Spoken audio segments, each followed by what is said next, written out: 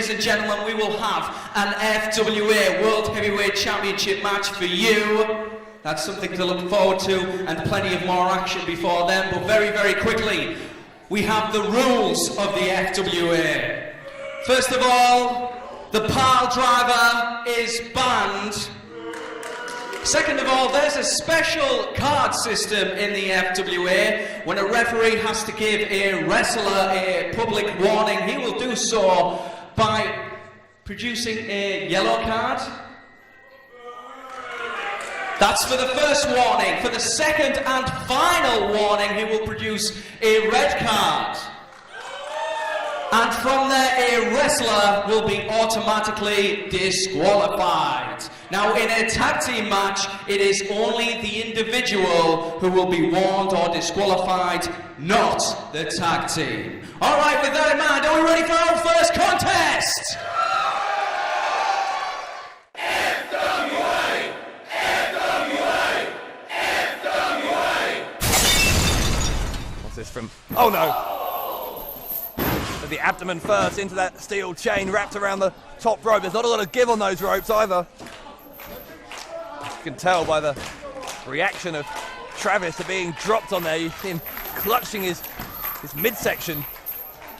Do you think FWA officials will think twice about signing another no disqualification match after the brutality we've seen here? Well, they're going to have to review the tape at least, because you've got to think. It's one thing to get a clear result, but you've got to think about your team's health, your wrestler's health. Hang on, that's Flying Ryan and Shane Spiral. That's the Daredevil Dragons. Spiral kicked in the face of Styx. Well, they've got their own issues to settle with Styx and Malin. These two made their debut against Styx and Malin back in September, and they nearly beat them. Flying Ryan does what his name says. Styx caught him. Shane Spiral. The shooting star press. My goodness. My goodness. Only in the FWA will you see something like that. Shane Spiral and Flying Ryan, the Daredevil Dragons, just took out the heavyweight House of Pain. They're not called the Daredevil Dragons for nothing, Dave. That was awe-inspiring. What more can we see in this match? Oh, Styx, oh my! A boot to the face of Flying Ryan from Styx, almost decapitated this youngster. How is Shane Spiral standing up after the impact with which he hit that shooting star press? Oh my, dear God, Styx with another clothesline. I think we're going to need help for that young man. That's Sam Bailey. Super styling Sam Bailey from Retropop. Another one of the men who Styx and Malin have issues with from the past few months. They injured Dave. Oh, here's Dave Rain. Dave Rain, the man who got concussed back at New Frontiers, and a kick below the belt from Retro Dave Rain. And what an evil cackle from Dave Rain. Clearly he's been knocked loopy by all the concussions that have happened to him. Clearly Dave Rain, it's plain, he's gone insane. Dave Rain doesn't look like he's all there. And now he's got a chain. Shane Spiral has a chain. I tell you, this is karma and then some.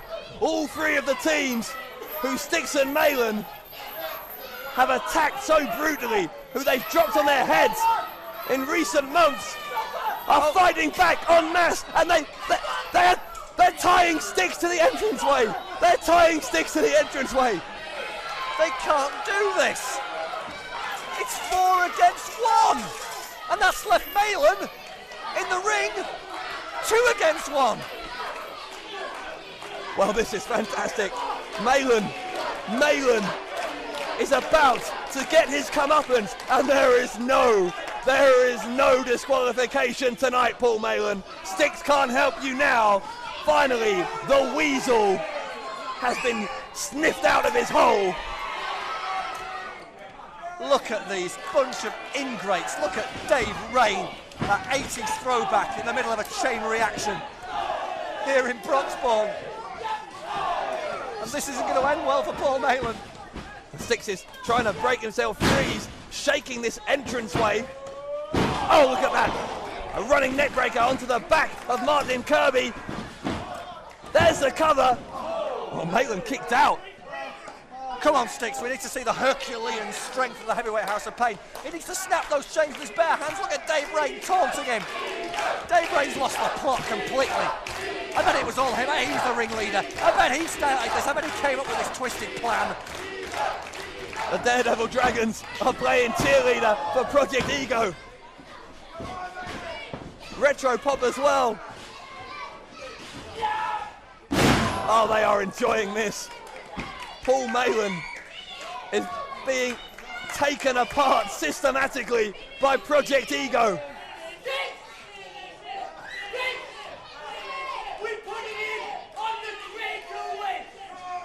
Did you hear that? Did you hear that, Greg? Travis just said they're going to put Maitland on the critical list. They wouldn't. Oh my. They couldn't. They're doing it. They are doing it right now. They shouldn't. At British Uproar. They're gonna. It is payback. It is payback as Maitland is dropped on his head. Yes. On his head, Dave. He dropped him on his head. No. Ladies and gentlemen, the winners of the no DQ match, Project Ego! I think, Greg, that was the back of the neck. Well, calm down. Now calm down. Greg Lambert, my broadcast partner, smashing the table in disbelief. Well, payback, Mr. Maitland. Payback, Mr. Styx. Project Ego just dropping Paul Maitland on the back of his neck and putting him on the critical list to finally pick up a decisive win over the bad boys from Nottingham tonight at the biggest British wrestling show of the year. What a brawl, what a fight, a straight out fight tonight at British Uproar. So, once we film this one, we're done, yeah? Who are you? Who are you? I don't care! Get the hell out of my locker room! You listen up, and you listen up good. The entire FWA Tag Team Division. You want to mess with Styx and Maitland? You want to gang up on a 6-on-1? No more Mr. Nice Guys. We're going to go through everybody like you've never felt before. Anybody, bring it on! Marty, you alright? See Marty? Does he look like he's here? Get out. You've got 5 seconds, right? You little boy, right? We're not in good moods. 5 seconds. 1, 2, 3, 4. I'm not scared.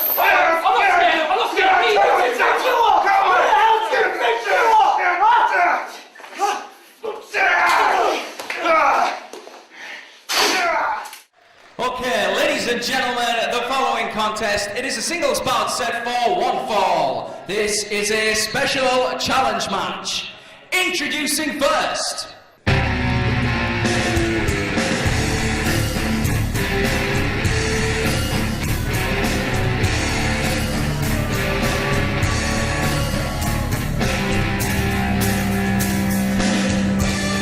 Ladies and gentlemen, introducing at this time, hailing from Nottingham, winning tonight at 18 stone and coming to the ring with his tag team partner, Maitland.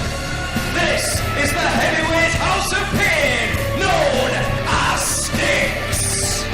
The FWA is in Wolverhampton, where tonight first blood will be shed in a struggle that could define British wrestling for a generation.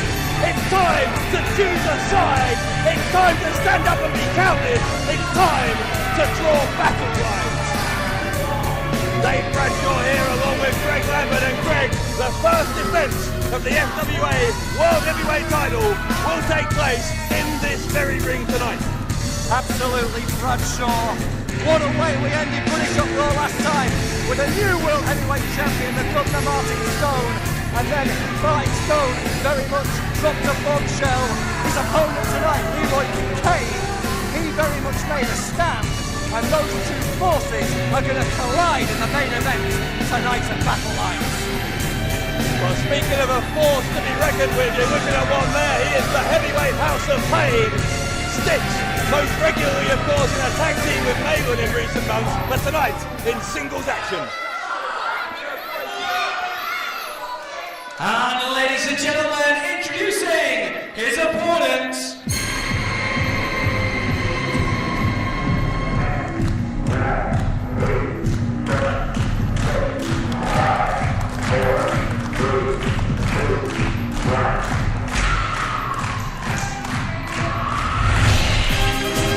He hails from Military Kent. Ladies and gentlemen, he wears his tonight at 12 and a half stone. I'm going to play with his tag team partner, Marty Skull. He's representing the leaders of the new school. This is Zack Sabre Jr.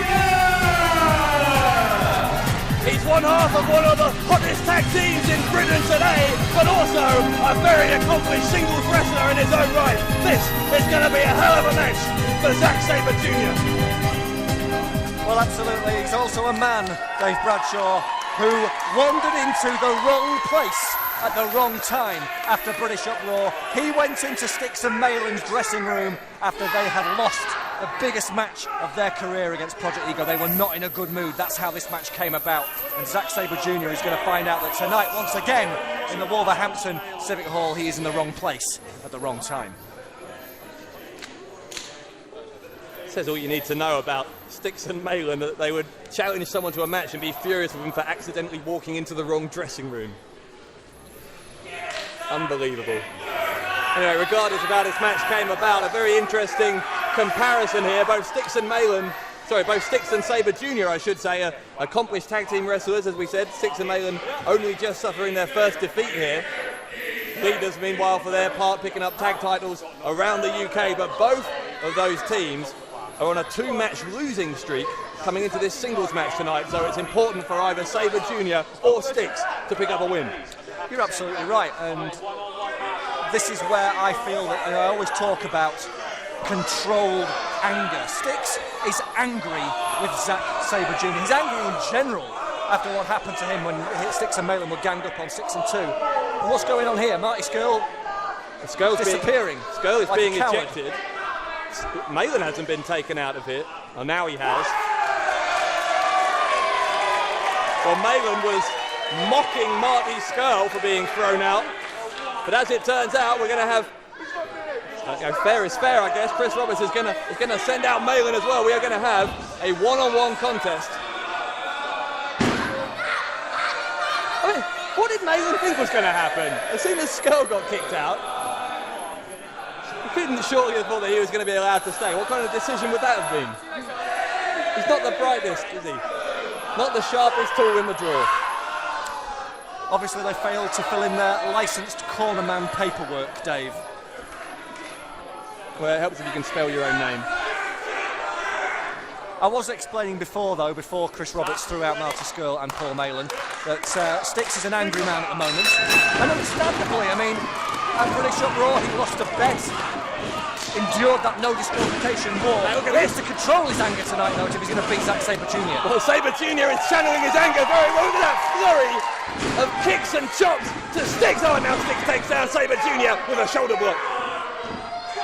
You know, there, just in the first 10 or 15 seconds of the match, you've seen the exact dichotomy of this contest. You've got Sabre Jr., who is a great striker, also a submission specialist, but he is going to have to use all of those skills to overcome the much more powerful man, Styx.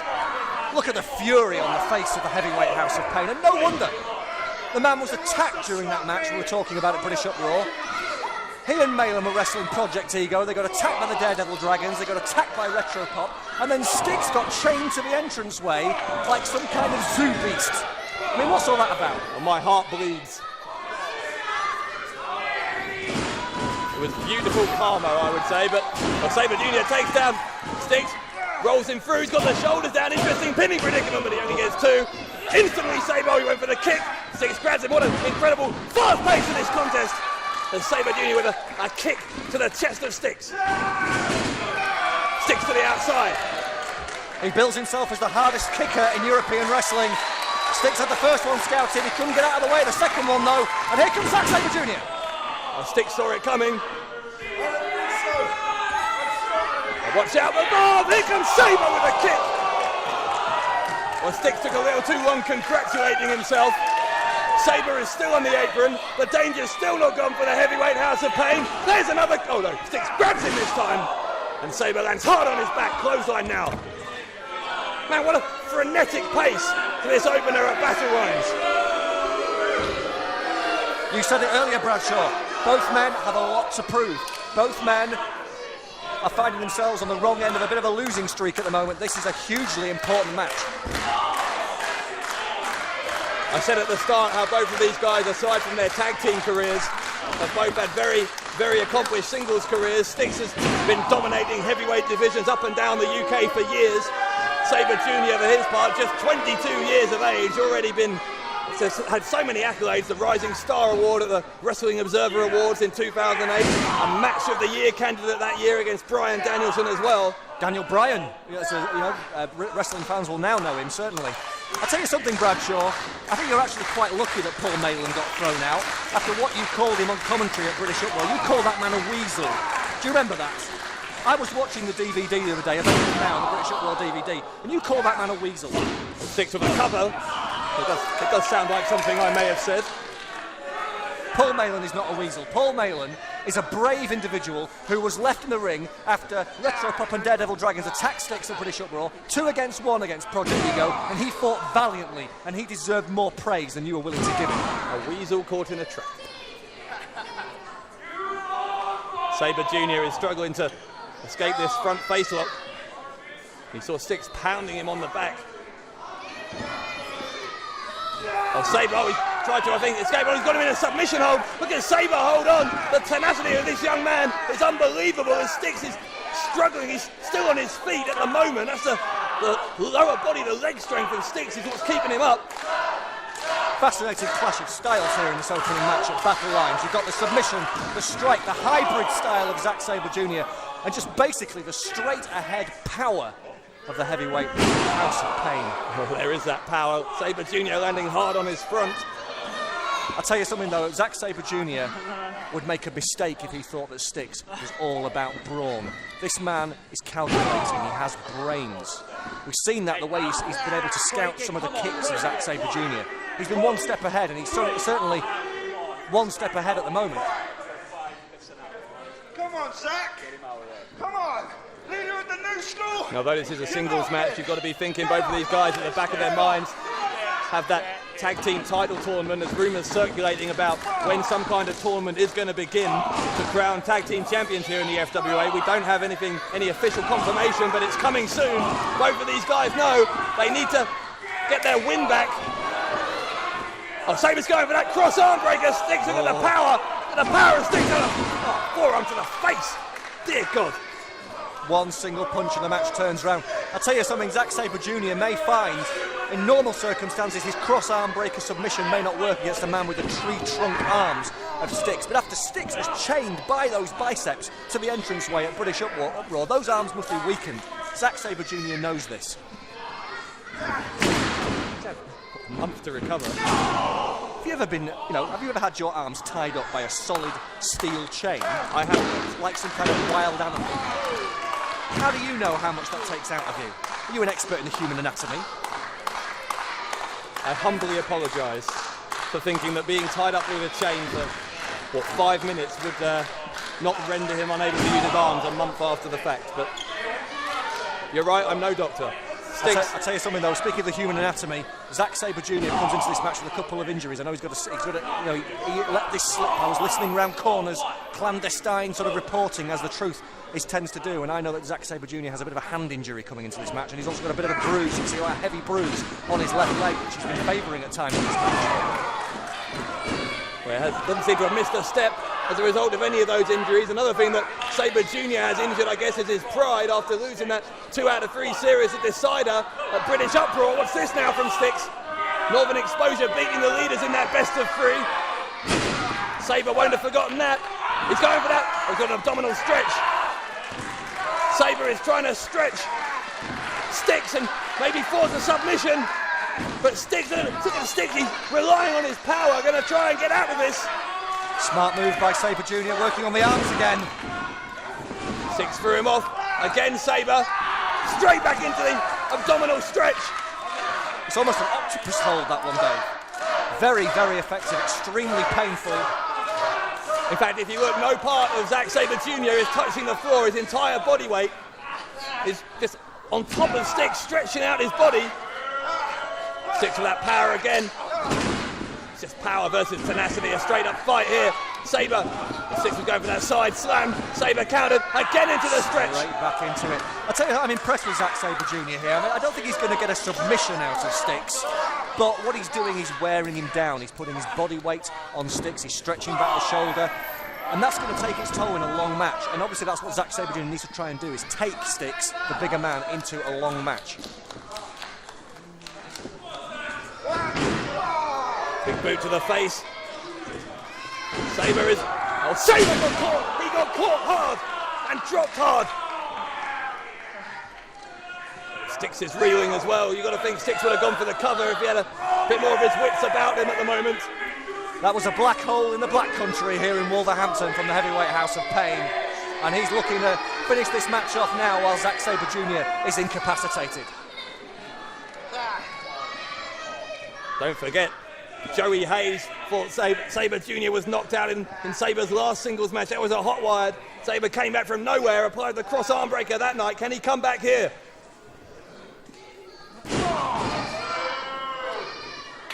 That's it, break him down, Styx. Meaty forearm to the lower back and then huge knee to the side of the head. What are these idiots in Wolverhampton chanting now? Knock him out, Sabre. It's going to take more than one of these measly little kicks to take out Styx.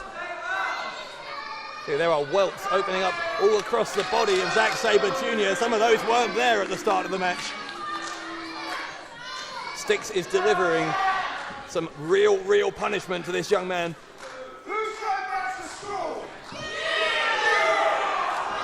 Oh, Styx stops to taunt the crowd. He may pay for it. There's those kicks of fury from Zack Sabre Jr. Sabre to the ropes, and again. Oh, and Styx once again. And Sabre is out on his feet after that. Oh no, he's not. Sabre ducks a clothesline. Running kick to the side of the head. Sabre rolls into a victory roll. Did he get no? Only 2. Only a 2, that's right. I'll tell you what, Zack Sabre Jr., the left hand is hurt, the right hand certainly wasn't. What a right hand that was, it almost rattled Styx's teeth. And Sabre going for the victory roll again. This time Styx catches him. Sabre needs to be careful, his shoulders were down for 2. Rolling in, and now he's got the arm. He's going for the cross arm breaker, or is he? No, crucifix pin by Sabre. Oh, my word. This is a hell of a match, a hell of an opening contest tonight in Wolverhampton. Do you know, Zack Sabre Jr., I don't often give him credit or the leaders credit, but I'm seeing improvements from him tonight. I'm seeing smart wrestling. Faked the cross arm breaker, which he knew Styx would be going for. He said rolled into a pin combination, and then there's that huge kick again. And here he comes again. Sabre, oh no, he's not caught. Cross arm breaker by Sabre. Will Styx tap? Will Styx have to tap? Right in the middle of the ring. Sabre is cinching back, cinching hard, trying to hyperextend the elbow. And now we'll find out if those octopus holds earlier on, those kicks, those strikes have worn Styx down sufficiently in the late stages of a match. Has Styx got the stamina? Has he got the heart to fight out of his cross arm breaker now? He's trying to. Sabre Jr. did not have that arm hyperextended. It wasn't straight. Styx able to keep his elbow bent on a powerbomb. Well, I'm impressed with both men here. That was a real gut check there for the Sheriff of Nottingham. The heavyweight House of Pain, showing why he is the pure powerhouse of the FWA.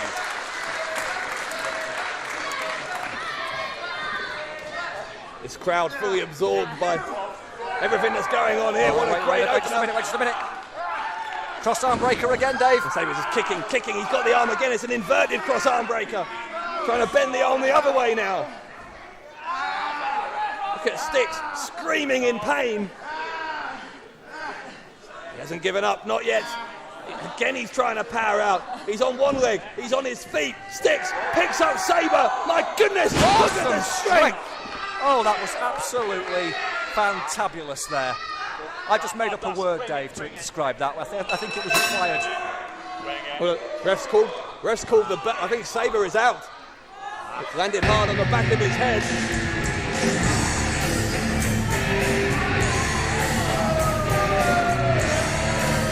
Ladies and gentlemen, the winner of this match, as a result of a knockout, the heavyweight house of pain, Styx. So Styx declared the winner by a referee stoppage. Zack Sabre Jr. powerbombed 2 or 3 times and he had tried to apply the cross arm breaker. And that last time he really did land hard on the back of his head. Referee Chris Roberts determining Sabre Jr. unable to intelligently defend himself and called the match in favour of the heavyweight House of Pain. Well, I told you that Zack Sabre Jr. went into this match with a couple of undisclosed injuries. Minor injuries, absolutely, but the beating that he took combined with those minor injuries, basically Zack Sabre Jr.'s body just gave out on him as a result of that powerbomb. And what a performance by the heavyweight House of Pain to survive the cross arm breaker, not once, but twice. And with every single amount of strength he could muster, he just absolutely devastated Zack Sabre Jr. right there. Still take nothing away from this youngster, one half of the leaders of the new school. Sabre Jr. so tenacious, just absolutely refusing to admit that he was overpowered by Styx, continuously, repeatedly trying to earn that unlikeliest of submissions. And Craig, I think he came very close to doing it. The kid impressed me, Dave. There's no two ways about it, but ultimately, who gets the hand raised, who gets the lion's share of the purse money, and who gets back on the winning streak? That's the heavyweight House of Pain, Styx.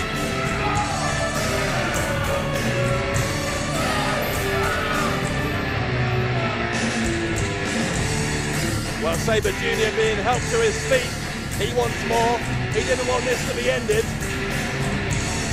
Nonetheless, Sabre Jr. gonna have to live to fight another day. The leaders of the new school, Styx and Malin, both of them headed for the tag title tournament, but right now, another Ladies title. and gentlemen, 1 second here. wasn't his neck, but let's hear it one more time for Zack Sabre Jr. Our ring announcer asking the crowd to applaud Zack Sabre Jr. But as I was saying, Greg, we're going into another title now, the second match of our flyweight title round robin. Absolutely, Bubblegum versus El Ligero. Good friends, normally tag team partners, or at least they have been on the British scene. Tonight, it's all about every man for himself, though, Dave. And as these two best friends prepare to fight, it's a match that Ligero in particular can't afford to lose, having already lost one match in this tournament to RJ Singh, and Singh has promised, despite that match, it is not over between those two. FWA! FWA! FWA! To where I come from now, I'll knock you out, Bradshaw. I'm a writer, not a fighter, but I'll knock you out. I am quaking. Ligero up high. Goes for a senton bomb. Singh tries to charge him. Here's Adil Khan. He has no business being on the apron. Referee Tommy Stevens distracted. Oh!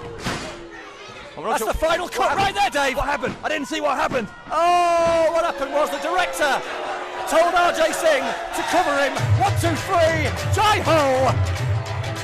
Well, the Bollywood Dream gets the first win in the round robin tournament. My view was blocked, as the referee's was, ironically, by Adil Khan getting onto the ring apron, but, well, that director, look at the way he's dancing and celebrating. It's an interesting take on Bhangra dancing. RJ Singh has delivered the coup de grace for El Ligero. Ladies and gentlemen, the winner of this match in the flyweight round robin tournament, RJ Singh. That's quite right, ring announcer, as I was about to say. He's taken everything away from El Ligero. Well, no, cut off the horns, and now he's beaten him at British Uproar. 1, 2, 3 in the middle of the ring. Now what's he doing? I was going to say a more accurate statement would have been to say the winners of this match, RJ Singh and those 3 henchmen he's got out here. And now, Russian leg sweep. Well, this is Indian leg sweep, I think you'll find. now what's he doing? Singh is saying, oh, what? No. Please tell me RJ Singh did not just say what I think he said to Adil Khan. Adil, get the scissors. Adil Khan looks a little bit reluctant, to say the least, to do something as extreme as knees. Well, I think knees to the groin by El Ligero. It looked like Singh was going to try and put him back in that camel clutch type move. There's the C4L from the Mexican sensation.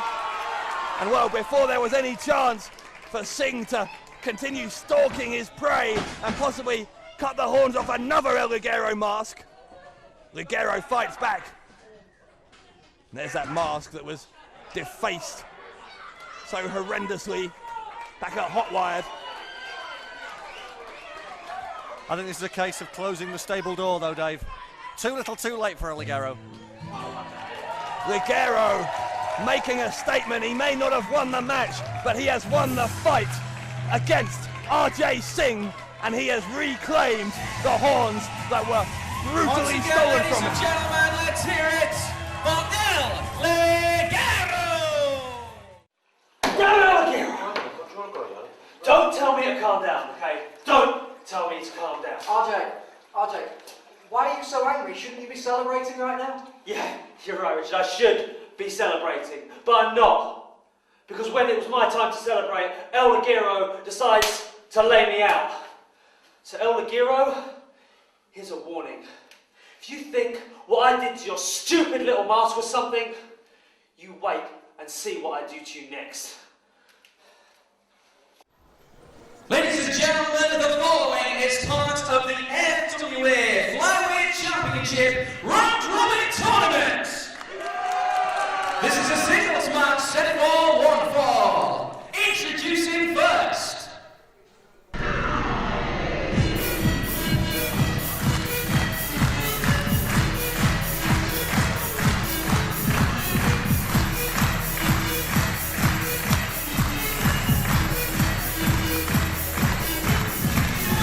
Ladies and gentlemen, from Wolverhampton, with his tonight, an iron storm, this is Wolfrun!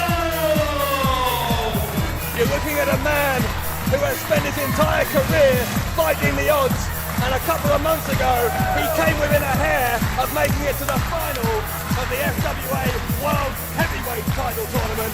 He didn't quite make that, but tonight he could make his first leap towards the flyweight title.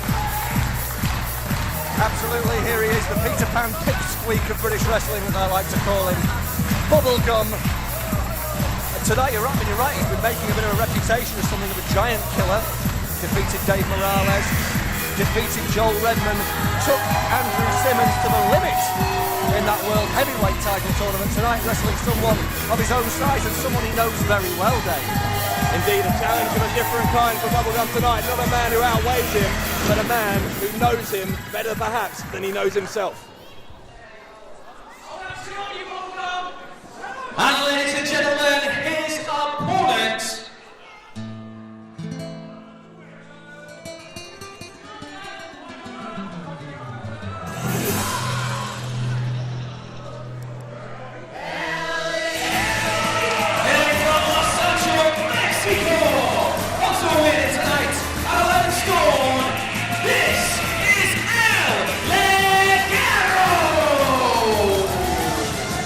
Mexican sensation, one of the best wrestlers of any size in the United Kingdom. But El Ligero has spent the last several months tormented by RJ Singh. Can he put that behind him tonight and finally get a win in his second match of the flyweight tournament?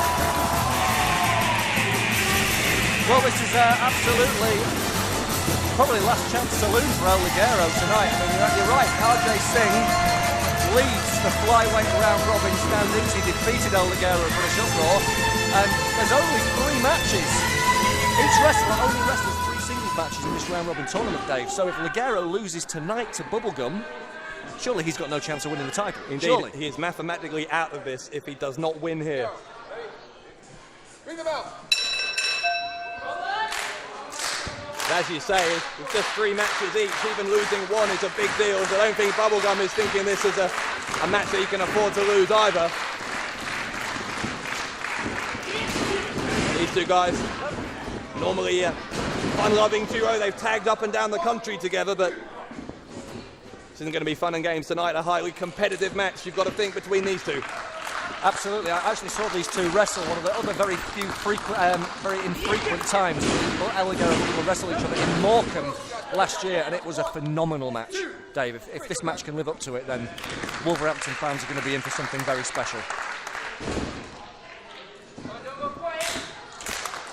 Both men known for their fast, high-risk, offensive style, but you see both are taking it a little easy, just very cautious based on the fact that they know each other so well. Ligero is rolling Bubblegum into a pin. He gets the shoulder down, only 1.5. See the look of relief on Bubblegum's face. He knows he got caught there for a second. How do you say you approach a match like this then, Dave? If you're wrestling somebody who, you hang out with, you travel up and down the country with, you get on with really well, and you obviously they probably go around to each other's houses. I realise that Guadalajara, Los Sancho, Mexico is a long way for Bubblegum to fly, and Bubbaville only has a population of 1, but even so, I'm sure they've hung out together at each other's homes. Ligero went for the C4L, double drop kick. And there is an example of how well they know each other. Serious point though, Dave. I mean, especially in Ligero's position, he has to win. I mean, sure, if it was me, I would throw all this friendship nonsense out the window, and I would just win by any means necessary. Well, that's why you're not getting the kind of crowd reception that Ligero and Bubblegum are getting. I think if it was me, I would maybe try and add some moves to my arsenal that my opponent doesn't know I have. Try and perhaps sneak a win rather than try and win a decisive knockout win or hit your finishing move, which your opponent will know so well. Come on, Bradshaw. I mean, you don't really. I mean, you're just basically disproving all this friendship nonsense right here. If these two guys were really true friends, then surely they would be able to forgive and forget. They would understand if their opponent had to, maybe go that extra mile more than they normally would have to win the match. But no. Well, what do you mean by go the extra mile? If you're talking about have the better conditioning and be able to last a little bit longer, then maybe you're right, but I don't think that is what you mean, is it? No, I think they should just batter each other into submission. I think they should try to hurt each other. That's personally. That is the way you win a match, Dave Bradshaw. The stakes are high here,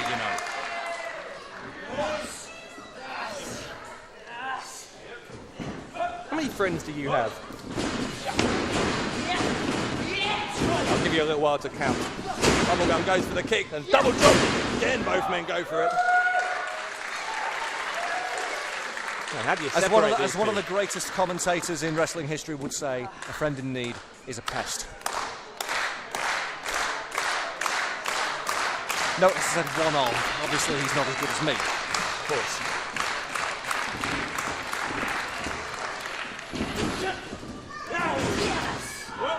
Bubblegum with the side headlock.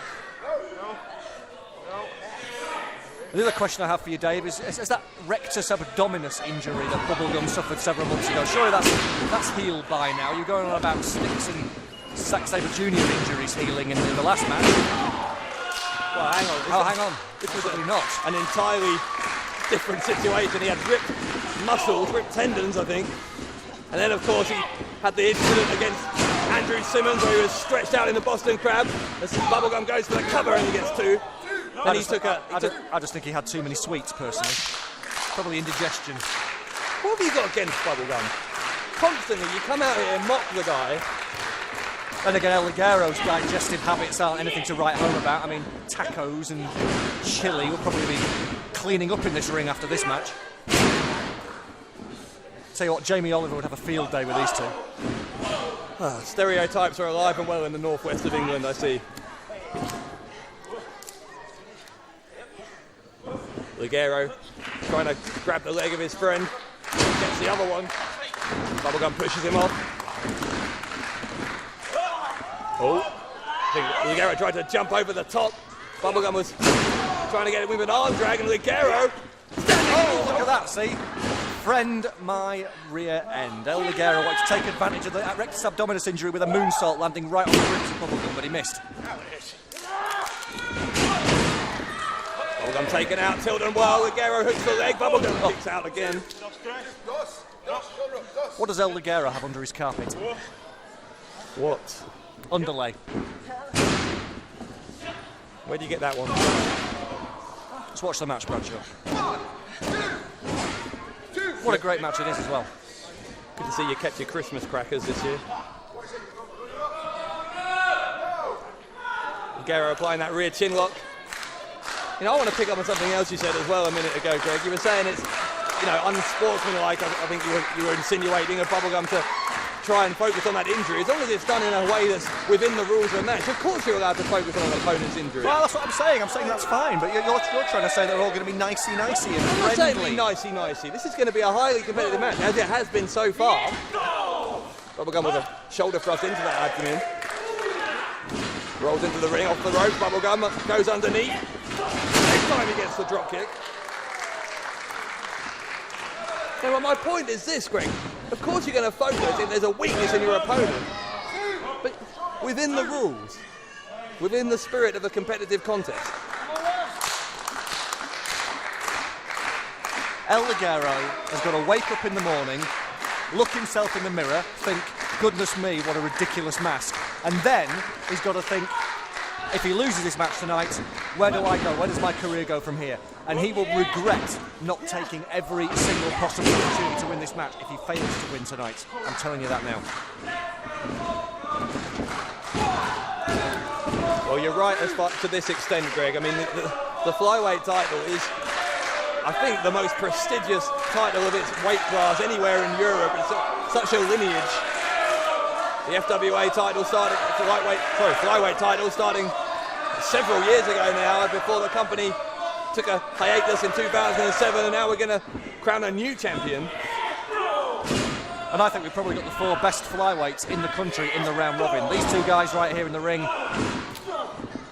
And of course, the Bollywood dream RJ Singh himself and the rockstar Spud, who's also now the #1 contender to the British flyweight title. Well, I'm still yet to hear that has been confirmed, that impromptu match last month at British Uproar, where Spud bought his way into a #1 contendership match for a title he may yet win anyway. Very bizarre, and we're yet to see whether that victory is going to be officially recognised by FWA management. Bubblegum goes for that spinning kick.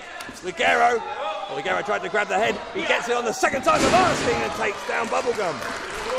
Beautiful head. I've never questioned the athleticism, and I'm certainly wondering who the fans are behind. They seem extremely split between these 2 guys here. Oh, Ligero, crossbody! Oh, that was close. That one was close. Well, if that rectus abdominal injury is still causing havoc with Bubblegum's insides, that will definitely, kicking out of that move, will definitely have taken its toll on him.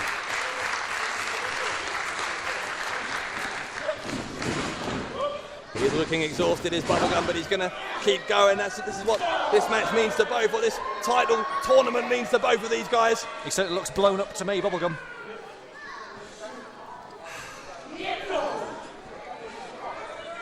You're worse than normal. You really are tonight. I don't know what's come over you. It's this rarefied Wolverhampton air.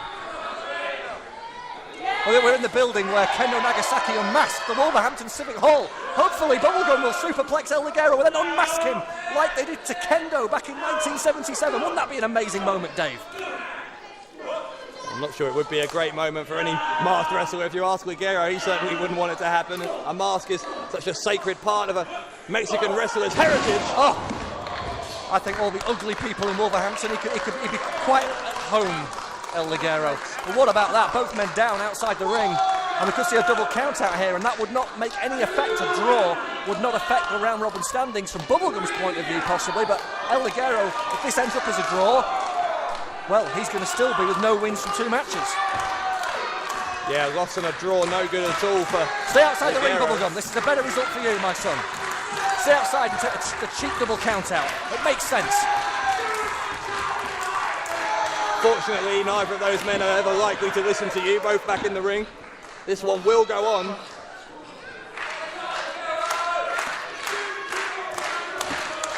You're right, both men are exhausted, and as you said, Greg, this is a building where Kendo Nagasaki unmasked such a rich heritage of British wrestling here in Wolverhampton. We're hoping to make some more historic moments before tonight is out. Not least, of course, our main event, that world title match. Martin Stone and Leroy Kincaid coming up in our main event. But right now it's the flyweight title as Ligero goes behind Bubblegum. Bubblegum to the ropes. But Ligero went for a leapfrog, got caught. And Ligero stays up and Bubblegum drops him as a brainbuster. This could be it, Dave? No. Beautiful brainbuster by Bubblegum. It was a good brainbuster, but you notice he was too exhausted to make a very good cover. Didn't hook the leg, didn't get much body weight on top of his friend and former tag partner. Well, either the stomach injury has prevented him from doing his cardio, or, as I said before, he's been on the gobstoppers. Bubblegum is going to try and go up high on the top turnbuckle, but he's taken a while to get up there. Ligero is on his feet. Bubblegum needs to be careful. If he falls to the outside from here, he really could be counted out. Ligero up. Bubblegum in some trouble here. Bubblegum through Ligero. Oh, he landed on his head, but he landed on his knees. Ligero up to his feet. Bubblegum goes for a clothesline. My God, look at the pace of this one. Bubblegum dropped on his face. Ligero, cover, will it be? Mike Fitzgerald's hand was coming down for the 3 right there, the referee. That was close. I think his hand struck the mat the 3rd time, but he said the shoulder was up before it did so. Dos, Ligero, dos. Speak to the man in a language you can understand, I ask you.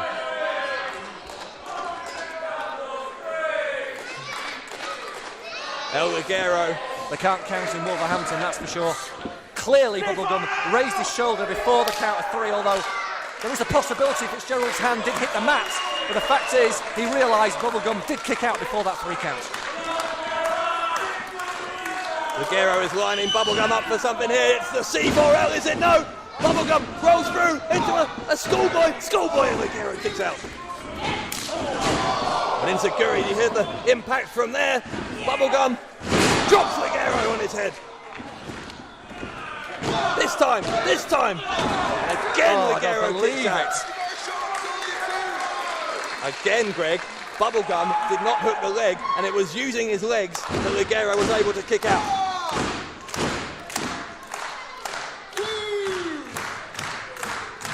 Well, this match now well past the 10-minute mark, and if there is a concern or possible suspect about Bubblegum's physical condition, this is where he's going to get found out. So Bubblegum is saying it's time for the finish. The man from Hubba Bubberville is going up high again, and this time Ligero is not on his feet to meet him. Surely Ligero too close to the ropes there. That's a miscalculation, and he's landed on that stomach injury, Dave. Went for a shooting star press, a very, very high risk move, even for a man who's comfortable on the top rope. But now Ligero is going up top. They call that move the Vanilla Thriller, but it looks like it could have been a killer for Bubblegum. Ligero misses. Well, speaking of abdominal injuries, El Ligero may now have one. The impact with which he landed. He's in better shape though. He does not have the history of stomach problems that Bubblegum has. He may be able to withstand that blow a lot better than Bubblegum can. Look at Bubblegum clutching the midsection. He's hurt, Dave, there's no doubt. Well, both men colliding with each other.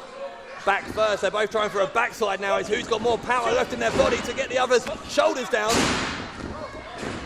Bubblegum finally gets it with a sunset flip. Ligero is trying for a pin. Now Bubblegum tries. Ligero is trying again. Oh, and Bubblegum is powering out. Bubblegum has got the power. He managed to get back on his feet, arching his back. Backslide. Ligero gets the backslide. The shoulders down. Ligero gets it. Ligero beats his friend Bubblegum, and El Ligero is still alive in this tournament. El Ligero! It was a must-win situation for the Mexican sensation, and he has beaten his friend Bubblegum to advance and to stay in with a shout of that flyweight title. Absolutely, although El Ligero himself suffered from a shoulder injury not too long ago, there's no doubt in my mind, having seen that match, that El Ligero is 100% recovered from that, and that his greater physical conditioning compared to the injury suffered by Bubblegum, the stomach injury, and also greater desire because he knew he had to win, Dave. That's what catapulted El Ligero to victory here in Wolverhampton this evening. Two of the finest flyweights, not just in the UK, but in Europe, just put on a hell of a show in Wolverhampton. El Ligero beats his friend and tag partner Bubblegum in the FWA flyweight title tournament.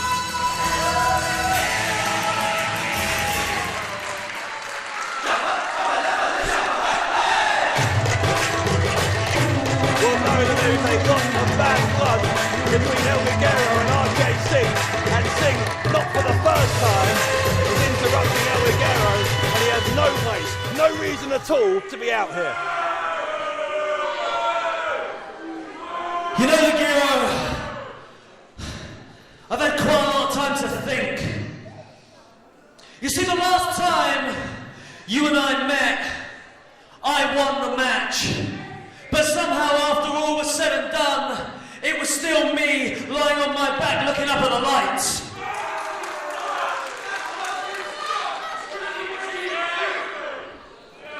So I began to question myself, and I had to think, if it was a fight, one-on-one, me and Ligero, no glitz, no glamour, nothing else, could I beat you?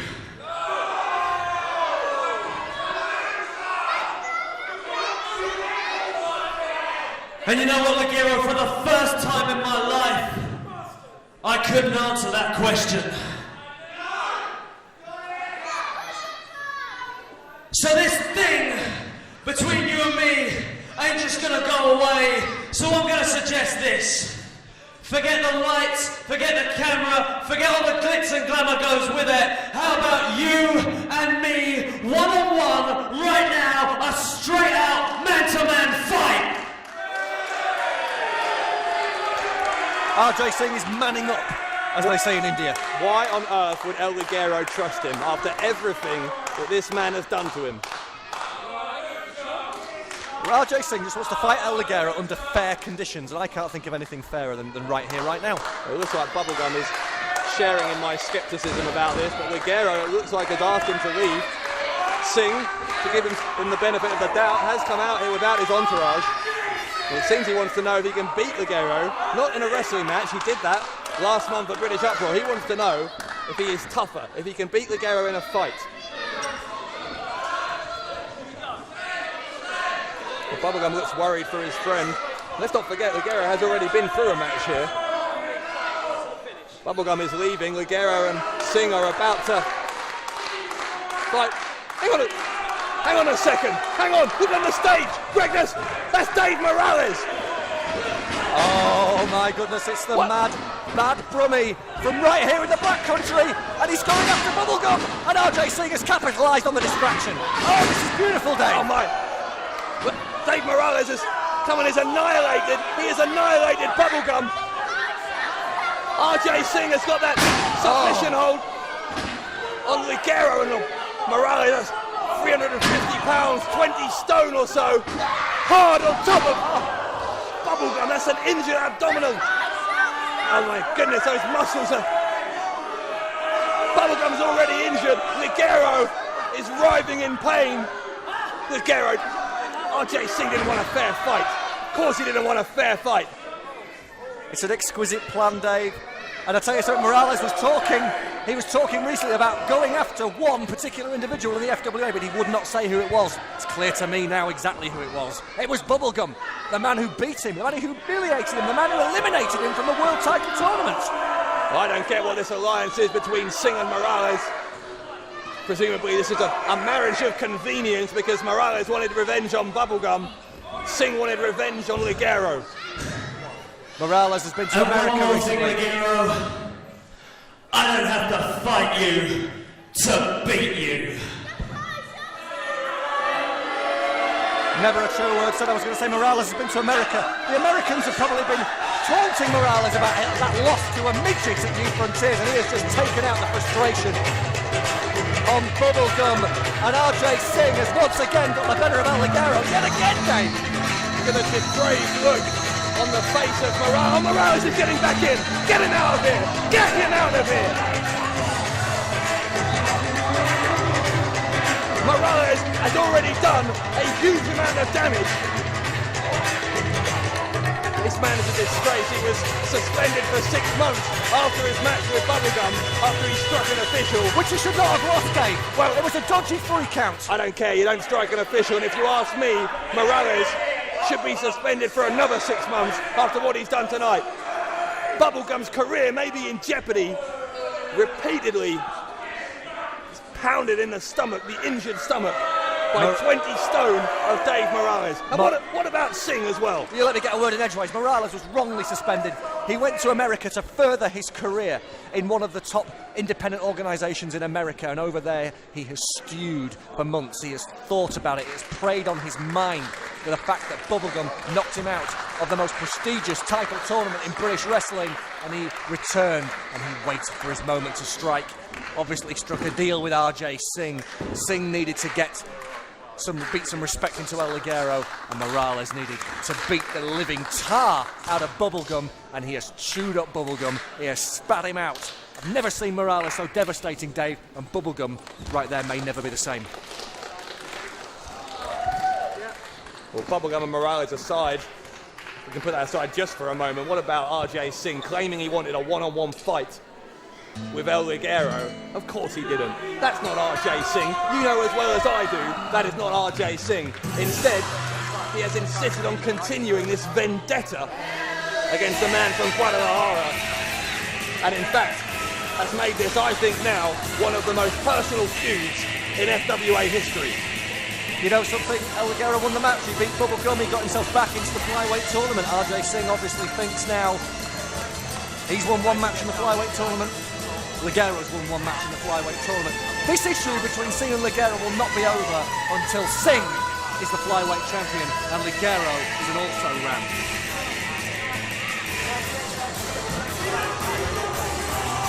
It's not looking good for Bubblegum as he's carried out of here. Looks like he's in some real pain, but well, there we are. El Ligero victorious over Bubblegum.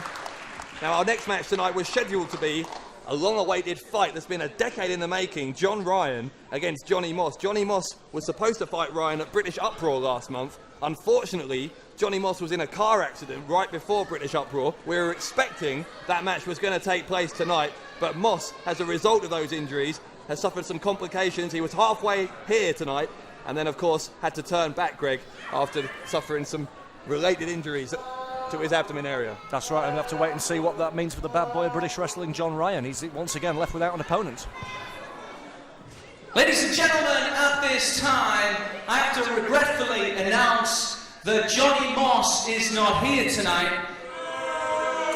The reasons being that, as many of you will know, Johnny Moss has had some health problems. He was advised not to wrestle. He's been advised not to be here this evening. So on behalf of everybody involved with the FWA, I just want to wish Johnny Moss, the vigilante, the very best, and hopefully he'll be back in the near future. Thank you.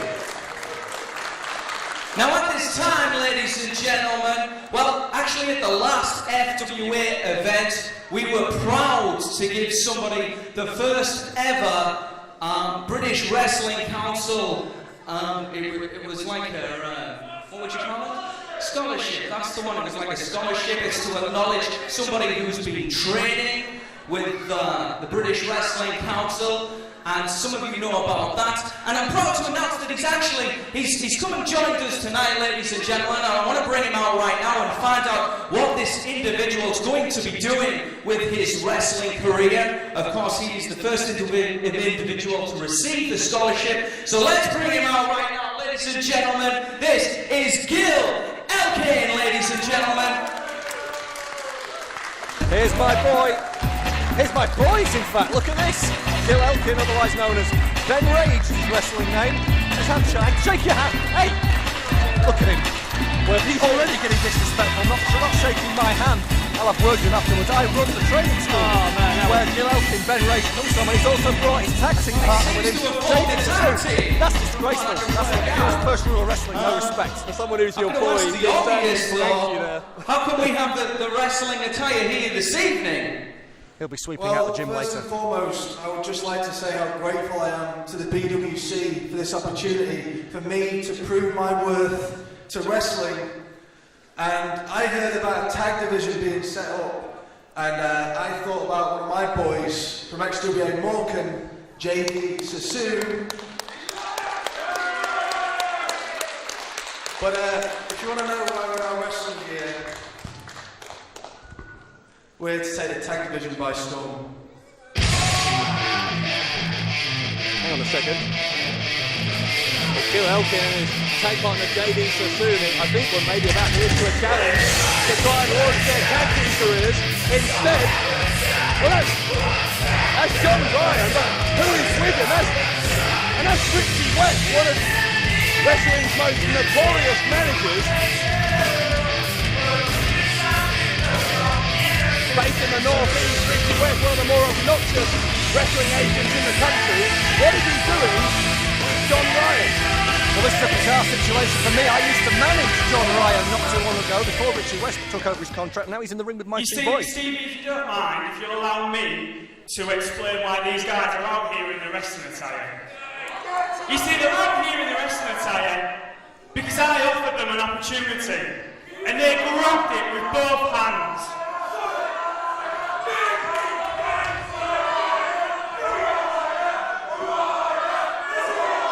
Richie West, I think you'll find he is. Richie West, obviously not so famous in the West Midlands as he is in the North East. You see, they grabbed that opportunity, just like I did earlier today. You see, since the relaunch of the FWA, I've worked hard, I've paid my dues, I've worn the crew shirt, I've taken tickets. But I got bored of waiting. So when I heard that Johnny Moss hadn't turned up again, and John Ryan was about to leave the building without an opponent for the second time, I just knew it was just wrong. Because you see, this whole Johnny Moss being injured thing, it's just a cover.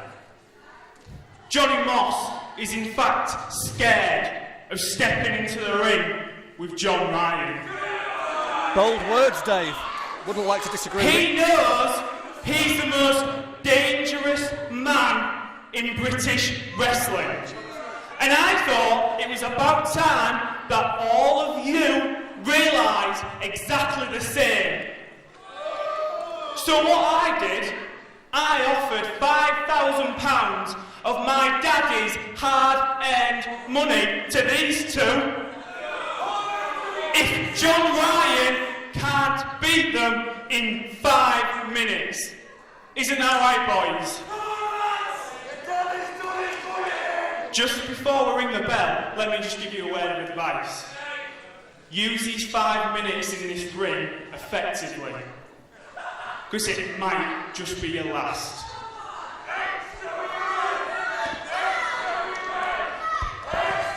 Well, I don't know what to say about that. Richie West offering $5,000 of his dad's money, his daddy's money, as he put it. It looks like his daddy's bought him an iPhone as well. He's seems to be starting the timer on his phone. I've got divided loyalties here, Dave. I mean, this is, Gil, Ben Rage, we'll call him Ben Rage, that's his wrestling name, and his best friend, perhaps the second most promising student in British wrestling today, who also goes to the FWA Morecambe Wrestling School, JD Sassoon in the ring there with John Ryan, a man I used to manage, a man I used to... I basically taught John Ryan everything he knows, all his ruthlessness, his skills, and that's basic disregard for human life. And something, I think the boys obviously need to learn respect. I mean, can't believe it. I failed to shake my hand on the way to the ring. I'll be having words later, and perhaps this is the best way to school them with some hands-on stuff here in the ring. Well, JD Sassoon, while you were ranting and raving there somewhat incoherently. Hasn't been able to get much offense in, but perhaps Ben Rage will have better luck, the winner of the 2010 Scarlo Scholarship. Having said that, if Rage and Sassoon win the $5 grand, it all goes to me. So perhaps they should win. Come on, Rage. Not sure they've agreed that that's in their contract. I own those boys. They do what I say. I think you'll find that will go straight into the FWA bank account. Well, if they're not careful then, I think some of your property might be about to get quite badly damaged. John Ryan, as Richie West quite rightly said, is one of the most dangerous men in Britain. Been on the scene for 12, 15 years now and is quite rightly known as the bad boy of British wrestling. This guy is just a fighter. Absolute hooligan as Sassoon tried to charge at him, but he got dropped on his head and now slapped viciously. See, there's absolutely nothing pretty about John Ryan's in-ring style. He will just pound you until you cannot get up. They call, JD Sassoon, they call him Sassoon because it looks like he's just stepped out of a salon. Look at that beautiful blonde hair. He's the heir apparent. He's only 17 years old, Dave. Huge amount of potential, this kid, seriously. He's going to be great in a few years' time, but that is, if he survives this 5 minutes with John Ryan, he may never wrestle again against this guy. Well, Sassoon's got out of there, they've got 5 seconds to double team. They'll take advantage of it if they can, win for a double drop kick, but... Oh, Ryan didn't even move John Ryan. He blocked it, put his hands up. I talked about this guy having no regard for human life. I was talking to him backstage, John Ryan, before the show. He was telling me about how he once broke someone's arm, and he was laughing about it, Dave. He was laughing at the memory of snapping that guy's limb. What's he going to do to Rage and Sassoon? These kids who have, barely wrestled any matches. Oh, Sassoon ended up... No, what's this? Sassoon ended up striking his own partner! Sassoon and Rage, both the victims of that German suplex. I've never seen anything like that. Well, 2 minutes left. 2 minutes left, and possibly 2 minutes left in Gil Elkin's career. Well, Ryan, at this point, could clearly win this at any time he wants, but as he heard Richie West saying 2 minutes left, he had that almost sadistic grin on his face. He's going to drag this out a bit. I don't think when Gil was given his Scarlo Scholarship at British Uproar, when he was basically touted as the top student that British wrestling has to offer, he expected this would happen. It's an animalistic glare in the eyes of John Ryan as he gets... Now he's got Sassoon in those German suplexes. Rage is not moving on the outside of the ring.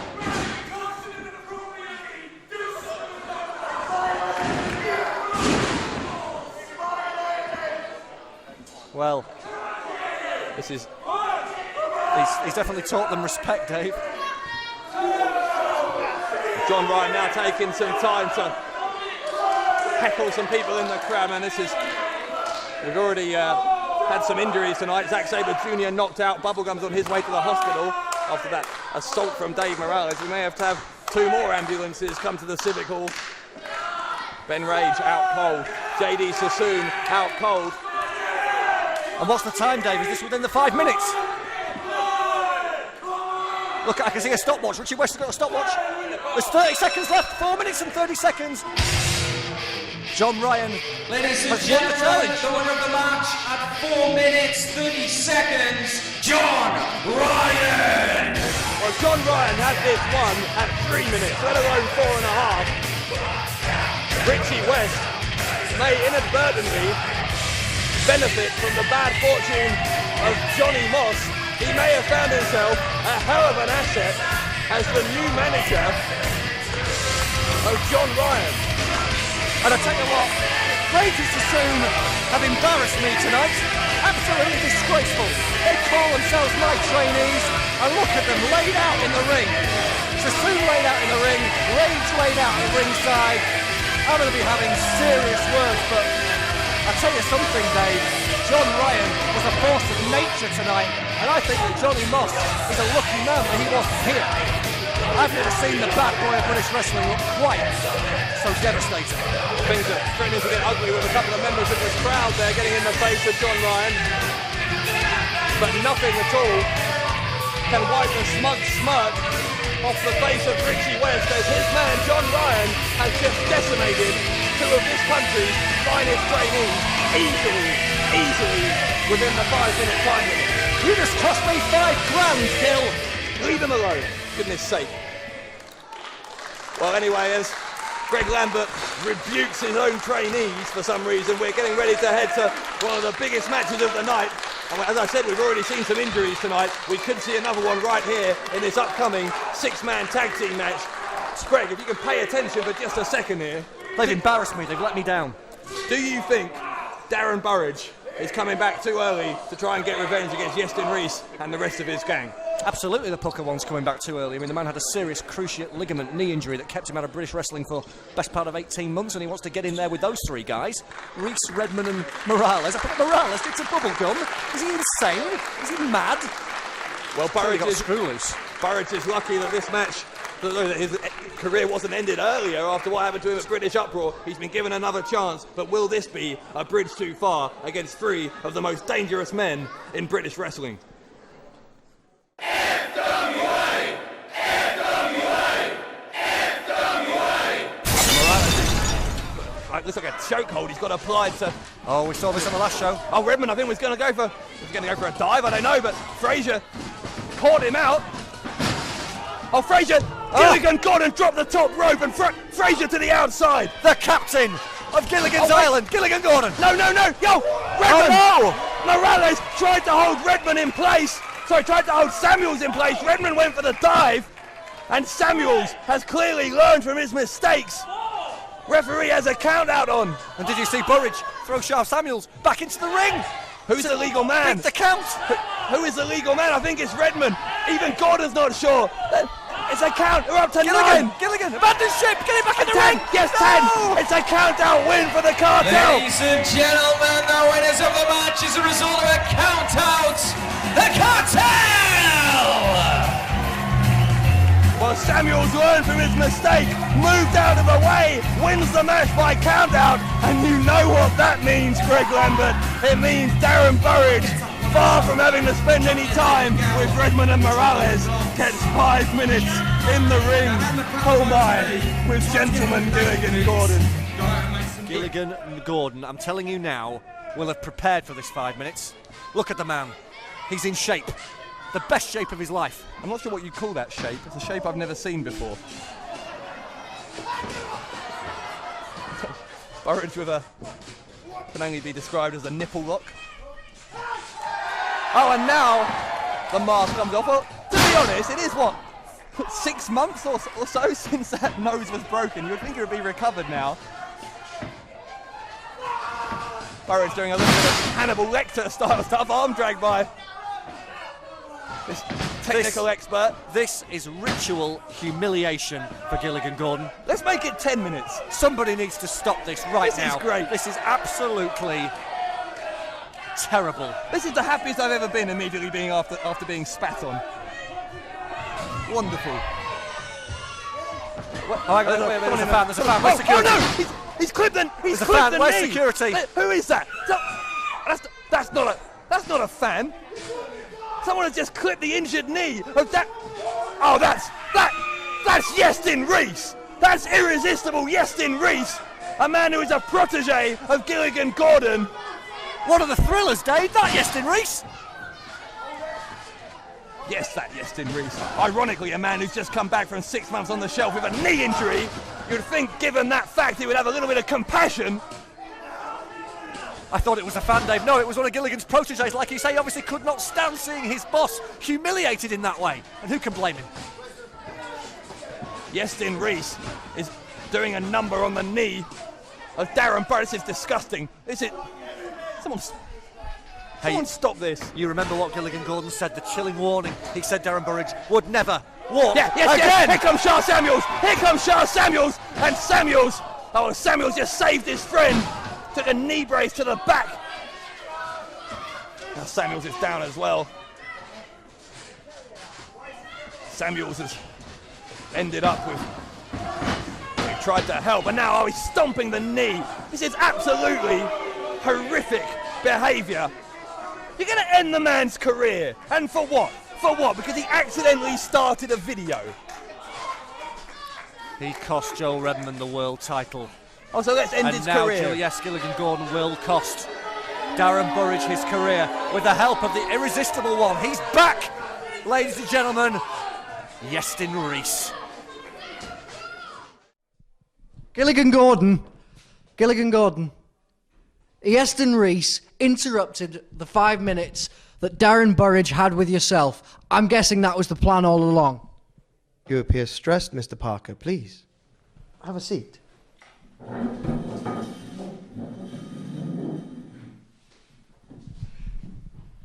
Now, calmly ask me the question again.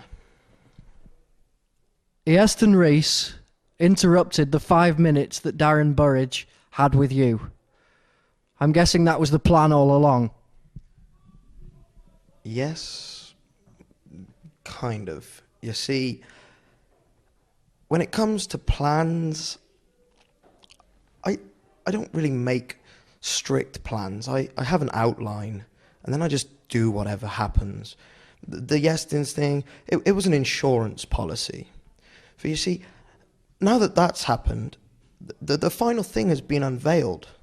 The final piece in this intricate puzzle has been shown to the world. I have a tag team in Joel Redman and Iestyn Rees who are going to dominate the whole tag team division. I have a singles competitor in Dave Morales who's going to take over and destroy anyone in his path. Before he goes on and takes the title, he's got one person in mind. And once he's done with them, maybe the belt's coming to me. Maybe not. I mean, Martin Stone had some pretty strong words. He best be able to back those up. So, Richard, I mean, I've taken up plenty of your time, but I have a question for you now.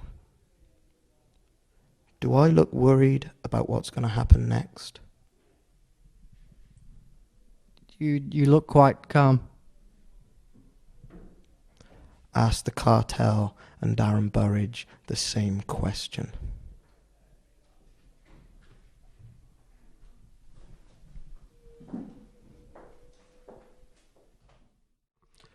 So I'm here outside the FWA locker rooms immediately following British Uproar. We're hoping to get a word with the cartel. Terry, gentlemen. I'm glad we caught up with you, actually. Right. Gilligan-Gordon, you are just a Burke. You just proved tonight you're less than a man than we thought you were.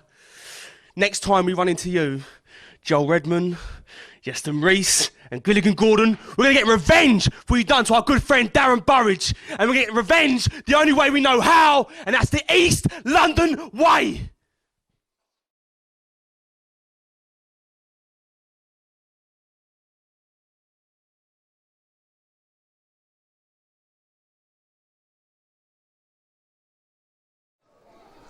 Ladies and gentlemen, it is now time for the first half of our double main event. The following contest, it is set for one fall, and it is a 6-man tag team grudge match. Introducing first.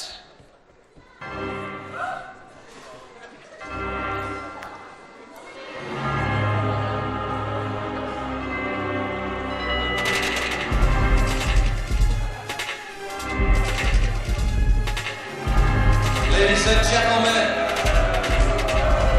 weighing in at a colossal 57 stone, this is the team of Dave Morales, Joel Redman, and Iestyn Rees. You know, if there's one saving grace in this entire deeply sinister situation involving these three and their opponents tonight, it is that they are no longer accompanied by Gilligan-Gordon, who after that atrocious incident at British Uproar, I'm pleased to say, has had his manager's licence revoked. Well, you know something, Dave? You might expect Greg, the truth Lambert, to come out here, you know, manager to manager. Gilligan-Gordon is a manager, I was a manager, I might be saying that was a disgraceful decision. But Gilligan-Gordon said it himself. And ladies and gentlemen, about what was going to their happen next. opponents! No, he didn't. So neither am I.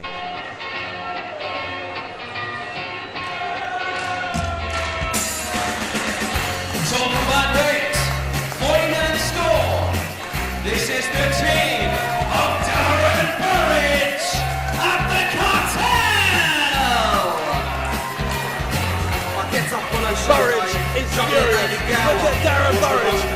he tried to get his hands on the men responsible for nearly ending his career.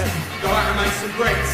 But I've got to wonder, So Captain Daisies, as courageous as he is, as brave as he is, has Darren Burridge down the frog and toe, just come back that little bit too soon? He's putting his career at risk too early tonight at Wolverhampton.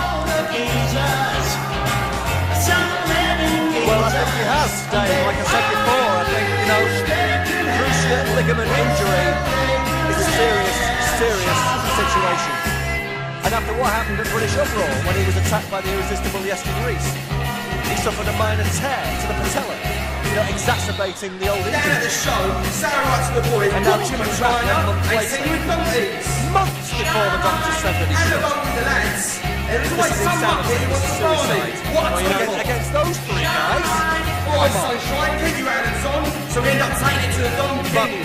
Burridge is actually struggling to get onto the ring apron here. If nothing goes Pete Tom, it'll be lemon squeeze, baby. Back to McGavin. I don't agree with you very often, but let's call this for what it is. This is a mistake by Darren Burridge to come back here. He had every right, Greg, to press charges after what Yestin Rees did to him at British Uproar, but no, Burridge, he's just got too much pride for his own good. He insisted on coming back. He insisted that the FWA activated his contract so he could get revenge tonight. Have you seen how heavily padded that knee is of Darren Burridge? I don't think I've ever seen a wrestler get into the ring as heavily padded before. I mean, he's a cripple, Dave, basically. I mean, I hate to use a strong term like that, but he can barely walk. I mean, look at him. He's favouring the leg. He's moving gingerly, as you mentioned before.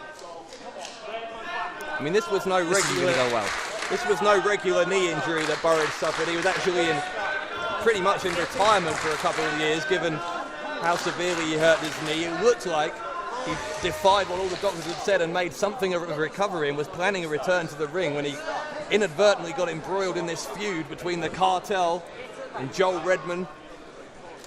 And now, of course, with Rees and Morales, but after narrowly avoiding serious injury at British Uproar, to come back and hope that lightning will strike twice, that he'll be lucky again. And that's got to be asking too much. Well, we're talking about controlled anger again. Certainly the East End team in the corner are not controlling their anger. There is so much emotion, almost a hint of desperation in the corner of Cartel and Burridge. Meanwhile, over in the other corner, the team of Rees, Redman and Morales, I noticed before, having a very calm, a very serene team talk. Obviously the calmness and serenity that was displayed by Gilligan Gordon during that interview with Richard Parker after British Uproar. He may not be the manager anymore, but the influence lives on of gentleman Gilligan Gordon. It is actually, hang on, Morales has got Frazier. Frazier is trying to escape. Almost a bear hug from Morales, knee to the midsection by Frazier. We've already seen Morales one too many times tonight after what he did to Bubblegum earlier. Still no update on Bubblegum's condition, except to say that he's in Wolverhampton Central Hospital right now. Quick start for this one. Redman is in and now Frazier's got the arm. What I was going to say is, yeah, it is very bizarre how calm Gilligan Gordon was, considering he must have known that his manager's licence was likely to be revoked. But Gordon said off camera afterwards to several of his associates that this is all part of a larger plan. And that in fact there is a new man at the helm of this faction, this gang. I mean, there's no one out here with Redman, with Rees or Morales, so we're none the wiser as to who this man is, or whether Gordon's just talking his usual nonsense. Well, following a different leader, eh, Dave? Well, you know, the truth has gone undercover. As world's #1 wrestling journalist, you would expect that I would do. You know, I've eavesdropped on a few secret meetings. Please don't tell me you know who the leader is. Used my sources. My sources have spoken to their sources. Their sources have consulted with other sources who went back to the original sources on what their sources were telling them. And let's just say, I understand the bigger picture. If you know who it is, tell me, or just shut up. There's a darker purpose going on here, Dave, and I've been privileged to secret information, but, you know, I'm bound by the journalist code of ethics, and I will not break a confidence. That's all I will say on the matter.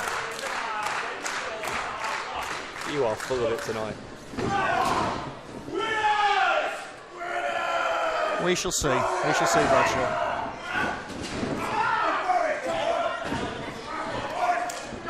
Charles Samuels and Dave Morales are fighting in the ring. Meanwhile, Reese is trying to provoke Burridge. Look at that move by Dave Morales, and look at the wrestling cyborg, the physical specimen, Joel Redman. No doubt been preparing on that remote farm in Devon, where he was raised for this match.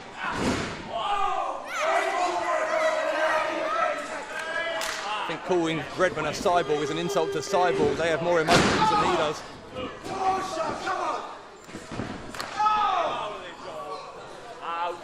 Redman now sending Samuels in for the ride hard into the corner and follows him in with the knee. Charles Samuels said that the Cartel and Burridge were going to get revenge the East London way. I mean, what on earth does that mean? Well, I'll tell you what it means, because while you've allegedly been... They're going to force Redman and Reese and Morales to watch West Ham United, is that it? Of course not, you know exactly what Charles Samuels means. And I was talking to Samuels and Fraser before the match. They were telling me they have no intention of allowing Darren Burridge to get in harm's way. Burridge is their mentor. They tried to persuade him it was too early for him to come back here. If they can, look at this. They can possibly help it. And look who's in the ring right now. Dave Bradshaw, the irresistible one. The James Bond of British wrestling. The smooth criminal, Mr. Suave. A man with a license to thrill, irresistible Yestin Reese. Look at the ladies in Wolverhampton. They were all craning their necks for a better look at this man. Look at him. That was an unusually positive review. I mean, I'm sure you're not the leader of this new faction. Ask me no questions, Dave. The truth will tell you no lies. Unbelievable.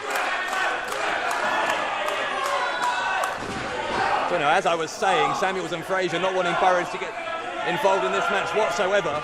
So effectively, if they have their way, this is a 3-on-2 handicap match. Basically, I was just about to say, you're absolutely right. I mean, the Cartel and Burridge at a distinct disadvantage. Oh, thank you for the blue and white scarf there, which just flew onto the commentary table from off Charles Samuel's sweaty neck. But you know something? Irresistible Yestin Reese, you know, he himself was sidelined for 6 months with a serious knee injury, and you may question why Reese, knowing the rehab, the suffering, the pain, the frustration that you have to go through to rehab from such a serious injury, would come out on the last show at British Uproar and go after that very same body part. You may ask that question. You want to know why? Are you going to? I don't know if you're going to tell me, or whether you're going to keep that secret as well. No, I will tell you, because it is survival of the fittest here in the FWA. It is the law of the jungle, Bradshaw. And, you know, if Reese knows only too well how weak the human knee can become, then he would use that knowledge to gain an advantage for himself. I like that in it, Yestin Reese. I love it, Dave. Well, it's not my place to wish ill on any competitor, but given what Reese has done to Burridge's knee, you've got to think there would be some sweet irony if Reese suffered a re-injury of his knee at the expense of the Cartel or Burridge. I mean, look at Reese and look at Redman. I mean, look at these men are. I mean, okay, it is Redman's nickname. They are physical specimens. They've got all the tools. I mean, Reese has got the looks. He's got the ruthlessness. Redman has got every single skill in the book. You know, they could make it big. They have limitless potential here in the professional wrestling world. And as we know, Morales come back from a tour of America. You know, I mean, these guys are headed for the top, Dave. Maybe they are, but maybe Redman's about to be pinned by Samuels. Small package, but he got out after 2. So Reese, I should say, was going to be pinned as now Morales tagged in.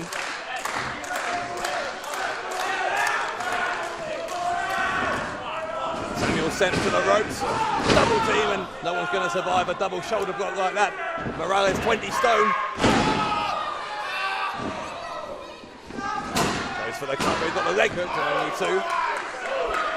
I guess the other reason why Reese does not like Darren Burridge is that, you know, Reese is a man who attracts a finer calibre of young lady, whereas Burridge hangs out with all the Essex girls.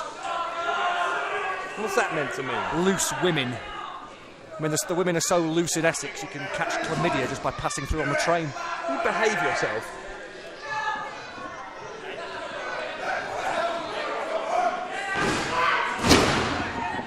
Burridge is trying to get in the ring. Frazier doesn't want him to. I'm sure Samuels wouldn't, even if Samuels was in serious danger of losing this, he wouldn't want his friend and mentor to get in there. Morales spitting at Burridge. Great strategy, they're trying to goad him in. If once Burridge is in this ring, you know as well as I do, Dave, this match is over. And so is Burridge's career. How's that funny? He knows what he's getting. I mean, he's signed a contract. He's a grown man. He can make his own decisions. Don't blame me for the fact that he's too stupid to know that he's putting himself in a no-win situation. Well, Burridge has got in. Burridge has got in the ring. He's made the save. Tag for Frazier. Burridge wanted in. Frazier made the tag. Instead, he did that deliberately. You know he didn't want Burridge in. You know, Burridge is an intelligent man, but he's been blinded by rage of what happened to him in February at British Uproar. Reese is up high. Oh, there goes Frazier!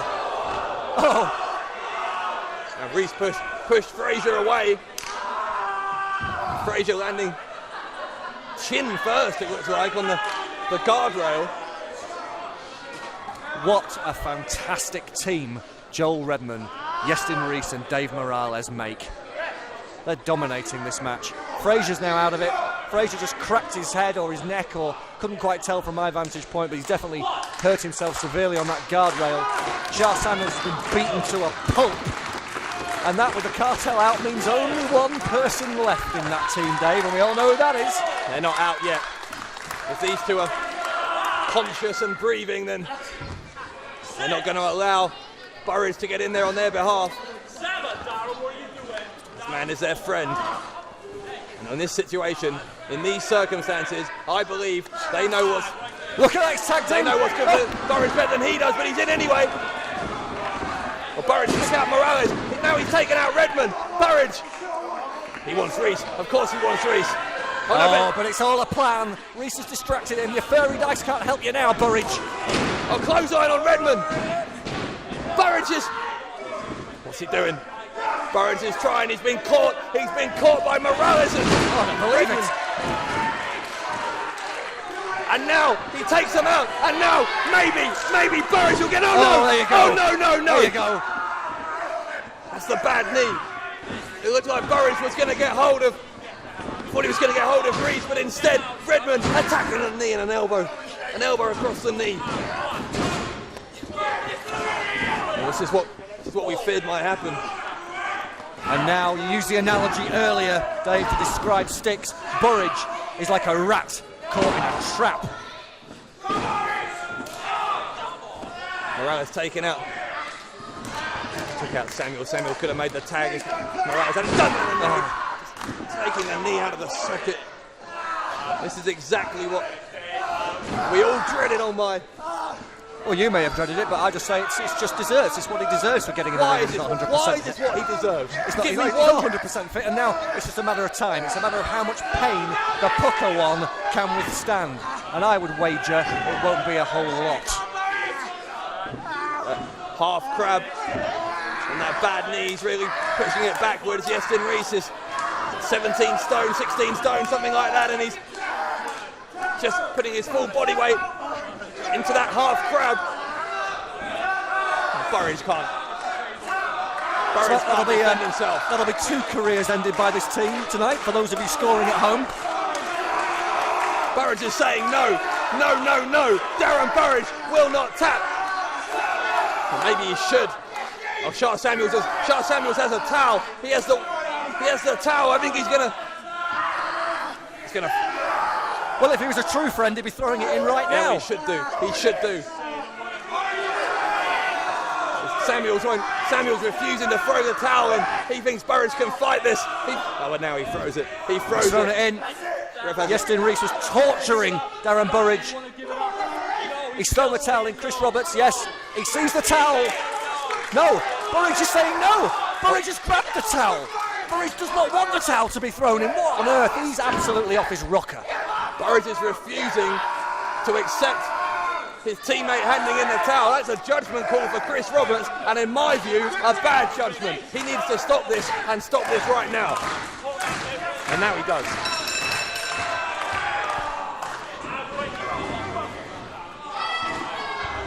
disgusting. Absolutely disgusting.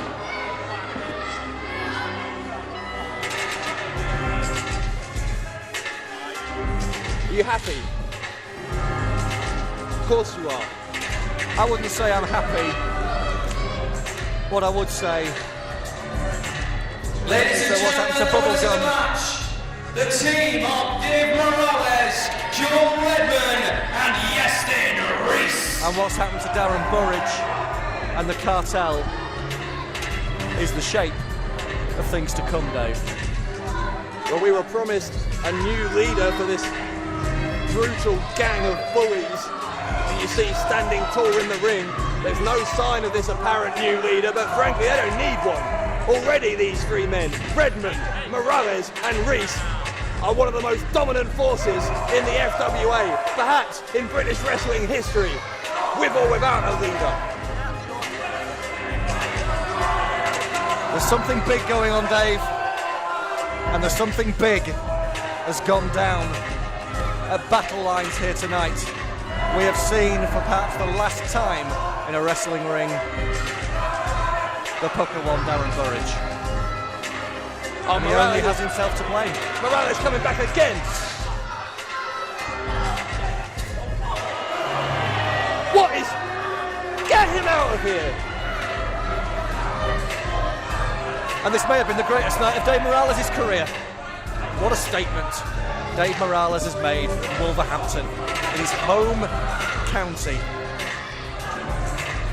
Reese, Redmond and Morales may have just destroyed the career of Darren Burridge. And it makes me, I don't know about you, but it makes me sick.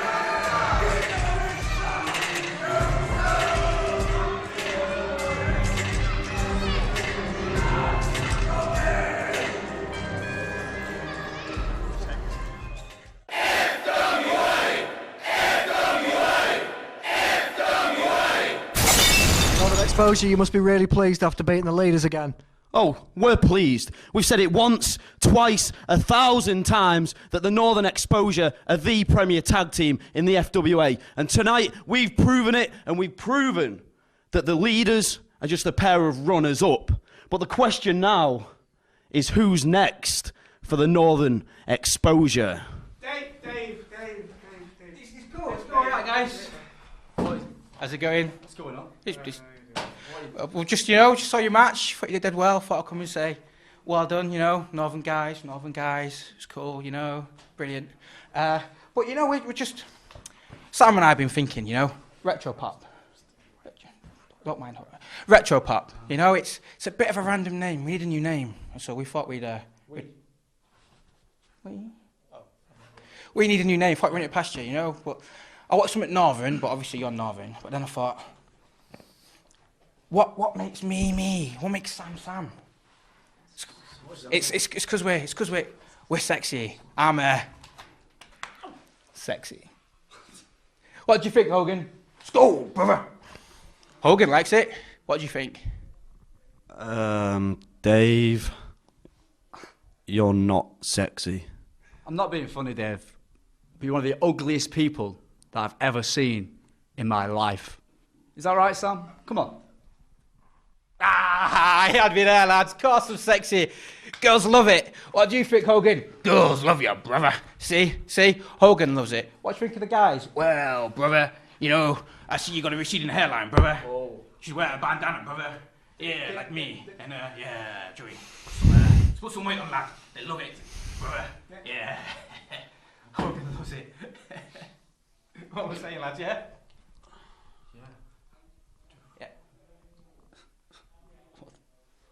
Someone's going to have to answer that. Sam. There you go. Cheers, Sam. Let's go, lads. Yeah, I think you better go. Yeah. Go on. What was... I don't know. Brother? Just give us a minute. Okay. Bosh! Brother.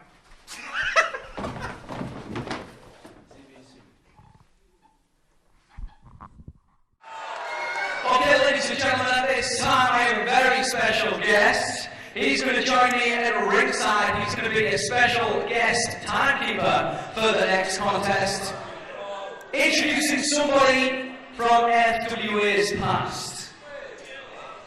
He was one of the greats in the old FWA, and he's from right here in the Midlands.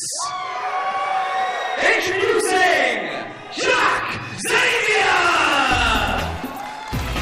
Over the past 10 years, the FWA has been a pioneer in British wrestling, and for much of that time, this man was at the heart of that revolution.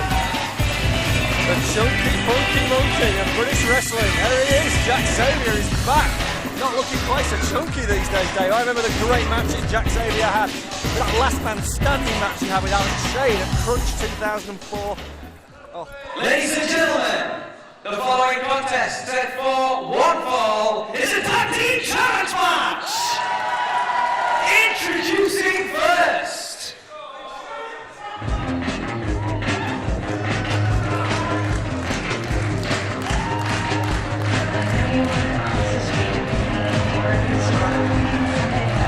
Ladies and gentlemen, coming to the ring at this time, total body weight of 27 stone. This is Super Silent Sam Bailey. His tag team partner, Retro Dave Rain. They're going to be known as Retro Pop. Two of the most fun-loving guys in British wrestling. Even if their taste in music is somewhat questionable, they are Dave Rain and Super Styling Sam Bailey together, Retro Pop. What is Sam Bailey dressed like this evening? He looks like a member of Imagination. Perhaps it's just an illusion, who knows?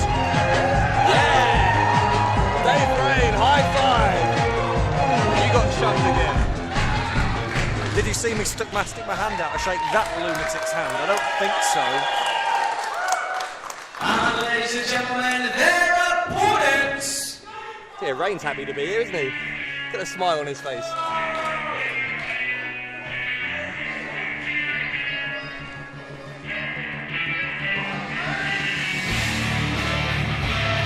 Total body weight of 24 stone. This is the team of Martin Kirby and Chris Travis. They're going to be known as Project Ego. Project Ego come here to Wolverhampton tonight, fresh from inflicting the first ever pinfall defeat on Sticks and Malin, and as we get ready to start a tournament to crown FWA Tag Team Champions in the next few months, these guys now must be considered among the favourites. Project Ego versus Retro Pop. I mean, do I have to sit through this day? And four guys from the north, you should like them.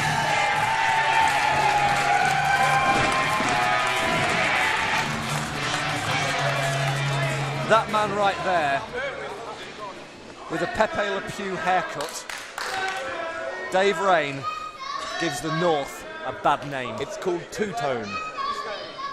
I asked him a little earlier on.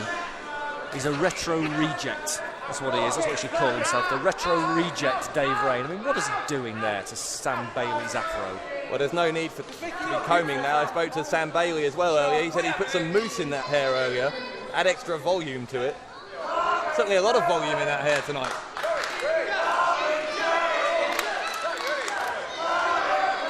And as for the other guys in the corner, Project Ego, I mean, I cannot overemphasise how much I dislike Martin Kirby and Chris Travis. I mean, Martin Kirby, Mr. Bad Attitude, he self-styles himself, used to be a fan. Used to sit in the front row at the old FWA shows and heckle me. How dare he? And he's teamed up with this loser Chris Travis with his greasy hair and his whiny voice. Why does he used to be a fan with such disdain? It's only because we have fans, Greg, that you even get a wage. Well, they should show me more respect, though. That's the most important thing. Well, I had you at a loss for words there for a second. No such luck. They should show me respect because I can write and they can't even read. no point in me actually bringing my latest edition of Power Slam in all good news agents now, ladies and gentlemen, all good stockists. Absolutely no point in me bringing it here to show to these people in Wolverhampton, because all they'll do is look at the pictures. Power Slam, one of a couple of great magazines here in the UK that's covering British wrestling. Thanks to our friends at Fighting Spirit for giving a glowing review of British Uproar recently as well.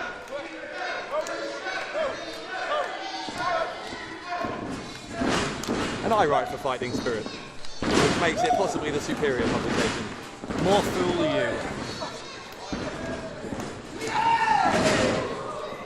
Bailey went for the kick. Travis out of the way. This is an interesting way that this match even came to be in the first place.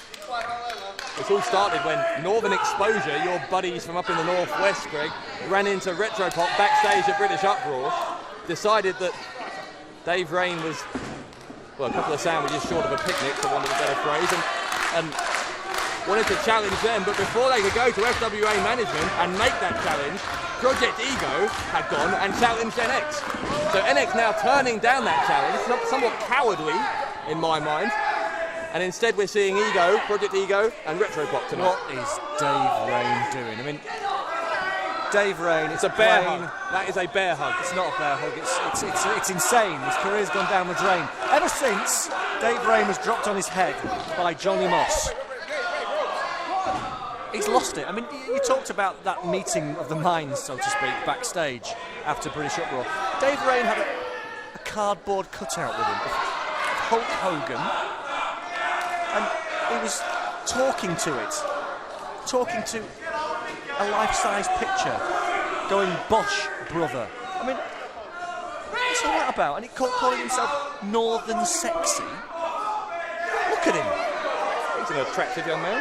With his skunk hairdo, and his beer belly, and his mauve pleather tights. He's about as sexy as you are, Dave. Thank you.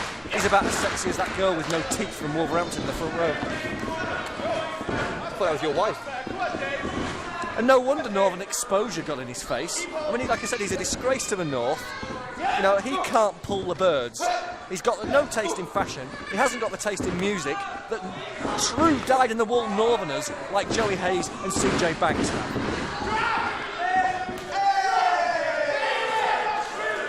Well, a high five between Dave Rain and Martin Kirby, and this couldn't be much different to the situation Project Ego found themselves in that violent no disqualification match against Dixon Malin. This one a much lighter tone.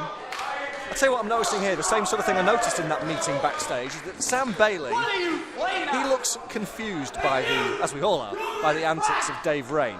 And it makes me wonder, you know, Sam Bailey, okay, he's retro, but at the same time, he's cool, he's cutting edge, he's now. I mean, well, how would you know? Does he really need to be dragged down by the retro reject Dave Rain? I think Sam Bailey might be quite hurt that you've described him as cool. How would I know? You see those kids from Wolverhampton there, those kids in the front row, those kids? Yes. I'm down with them. Don't want to know. Bailey sends Travis to the rope and takes it down with a shoulder block.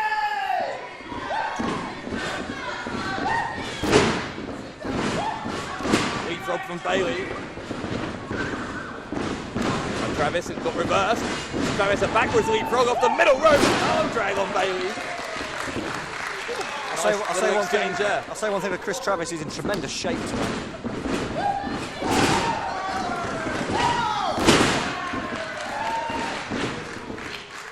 Is that all you got to say? When Yestin Reese came out there in tremendous shape, you raved on about him for about 10 minutes. He's hit the gym, I'll say that. He's shown dedication.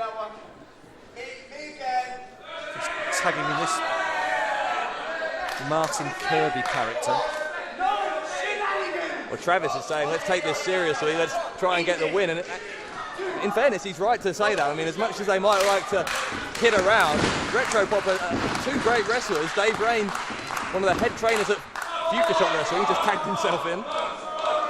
Sam Bailey, the former champion of Future Shock Wrestling, one of the hottest young talents in the country. What a great young talent flying their trade here in the FWA. Great future for many of these guys. And Bailey is right at the heart of that. And yet he's saddled with this mental midget.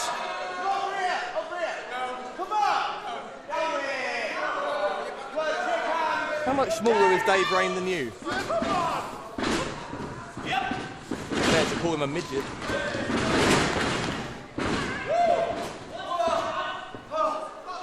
You're in Wolverhampton, Dave. Sorry, I'm just helping Dave. He clearly doesn't have a clue where he is.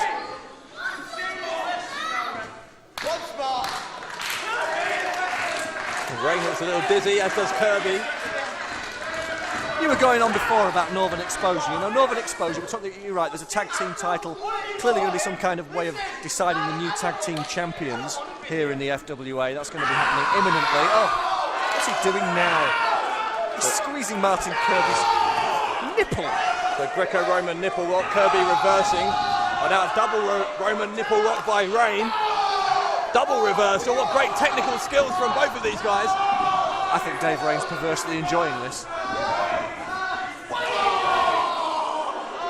Dave Rain enjoys a lot of things. He's a very happy young man since his recent misfortunes in the ring, landing on his head a couple of times. But, you know, some people that would be a bad thing. But for Dave Rain, it seems to have opened his mind to all the joyful things in life. As I was saying before, you know, I mean, Northern Exposure beat the leaders, won the tag team series, proved themselves to be unquestionably the best tag team in British wrestling. So why aren't they here proving it again? Well, they shouldn't have to, you know, Project Ego wanted to wrestle them, but, you know, Northern Exposure are at the top of the pile.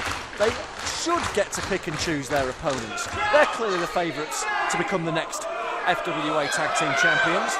So if they want to, you know, decide not to wrestle Project Ego, let these two teams beat each other into submission or nipple twist each other into submission, whatever the heck they want to do to each other. And that's their prerogative. Now, here's what happened in the real world. They wanted Retropop, thinking they'd be an easier challenge. When they thought they would have to fight Project Ego or nothing, they chose nothing because they thought they would lose to Travis and Kirby. That is what happened, and you can't deny it. They decided to stay at home tonight in the north rather than come to this hellhound hole, and I don't blame them. Hellhound hole? Alright, whatever. Talking about the hound in the front row with no teeth again. I think she just winked at me.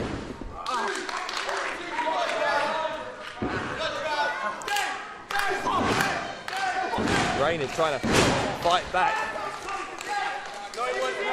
Rain, look at him. He is the man that Taste forgot. He's got Lamar's hairdresser. His favourite music is 99 Red Balloons. He's got his tag team partner dressed up like Tight Fit. I have no idea what's going on here. I have no idea what anything you just said was. Bailey with a two clothesline, picks him over for a scoop slam. Travis reverse elbow gets dropped on his head. Bailey goes for the cover. And Travis has been dropped on his head more than once in recent times. Mainly courtesy of Six and Malin as well. Got sent to the hospital. Look at Dave, he's made the blind tag again. He's once in, he's a... Bailey's getting frustrated with his partner's perplexing behaviour. Clearly Hogan's told him it's time to tag in. What would Hogan do, Dave? He'd hulk up. Maybe Dave Rain's going to retro up. Oh, it's this preposterous Bosch combo. Bosch! Here we go, another one. Bosch! Well, you call it preposterous, it's working. Project Ego in some difficulties as Rain went to the corner. Oh my! Rain got hit in the head, and there's one place he can't afford to be hit. Oh, that's the ego trip. That was the ego trip right there. And that's the 3 count, that's all she wrote.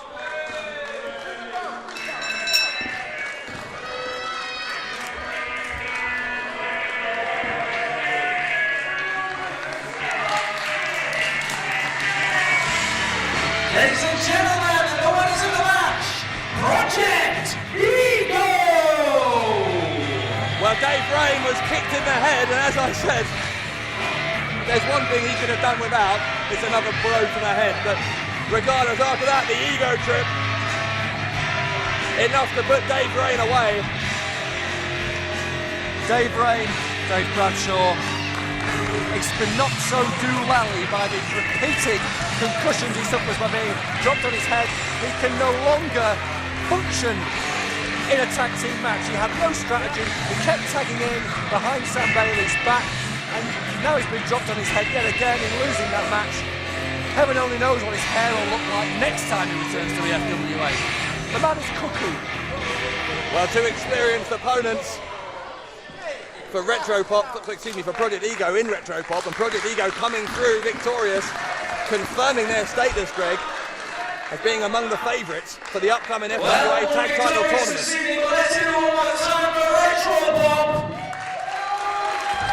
Big wow, Project Ego beat Sticks and Malin 6-on-2, and now they've beaten the Looney and his friend. Well, one tag match down, another one on the way next, and this is a grudge match of sorts. We've seen a couple of those tonight. We've got the Rockstar Spud and his tag partner, RJ Singh, about to go 2-on-2 against Darius Coffey and the Wonder Kid Johnny Storm. Oh, it does my heart glad to hear you talk about the Bollywood Dream Team, I like to call them. The Bollywood Dream, RJ Singh and the Rockstar Spud teaming up for the first time ever. I wouldn't like to be in Darius Coffey and Johnny Storm's shoes when that happens. Well, I'm sure you're hoping they're going to be a well-oiled team, Greg, but I have a feeling RJ Singh has only agreed to this match because he has Spud next in the flyweight tournament. I think he's just scouting a future opponent. Let's find out. FWA! FWA! FWA! Johnny Storm, so many fantastic moments in the FWA, so many fantastic moments for him here at Broxbourne Civic Hall. Is he going to write another chapter in a storied career tonight? Now, we said how it's make or break for all of these guys. It certainly is for Storm. He's out of contention for the flyweight title. If he doesn't win here, he'll be out of contention for a year in terms of the world heavyweight title. Goes for the Wonderworld there as Bubblegum caught out. Where are these kicks from Bubblegum coming tonight? Seriously. Oh my, almost had him. Bubblegum's pulled off some upsets in the FWA recently against much bigger men, and he almost pulled one off against Johnny Storm right there. I'm not sure you're giving him sufficient credit, Greg. He didn't just pull off some upsets, he came within a hair of making it to the biggest match in FWA history. That might slow him down a little bit. Bubblegum, of course, given a second chance to get back into world title contention tonight. Storm leaps off. Crossbody from Bubblegum. Bubblegum, oh no, here comes Kincaid! Spear by Kincaid! Remember, Bubblegum had that injured abdomen from before. Kincaid, cover, and Leroy Kincaid wins in the last chance saloon. Ladies and gentlemen, here is your winner, Leroy Kincaid! What a match, Dave Bradshaw, to kick things off at British Opera. I said this is a watershed occasion. I said this is the beginning of the future of British wrestling. This is what we've all been waiting for, Dave, and that's what Leroy Kincaid was waiting for. He's going to get himself a world heavyweight title match. If the opening match of British Uproar is anything to go by, then British wrestling is very much back on the map. Leroy Kincaid has just become the #1 contender to the World Heavyweight Championship, while Johnny Storm and Bubblegum are out of it for a year. I'm the fastest rising star in British wrestling. I'm a self-made celebrity. I'm the prima donna, Nathan Cruz.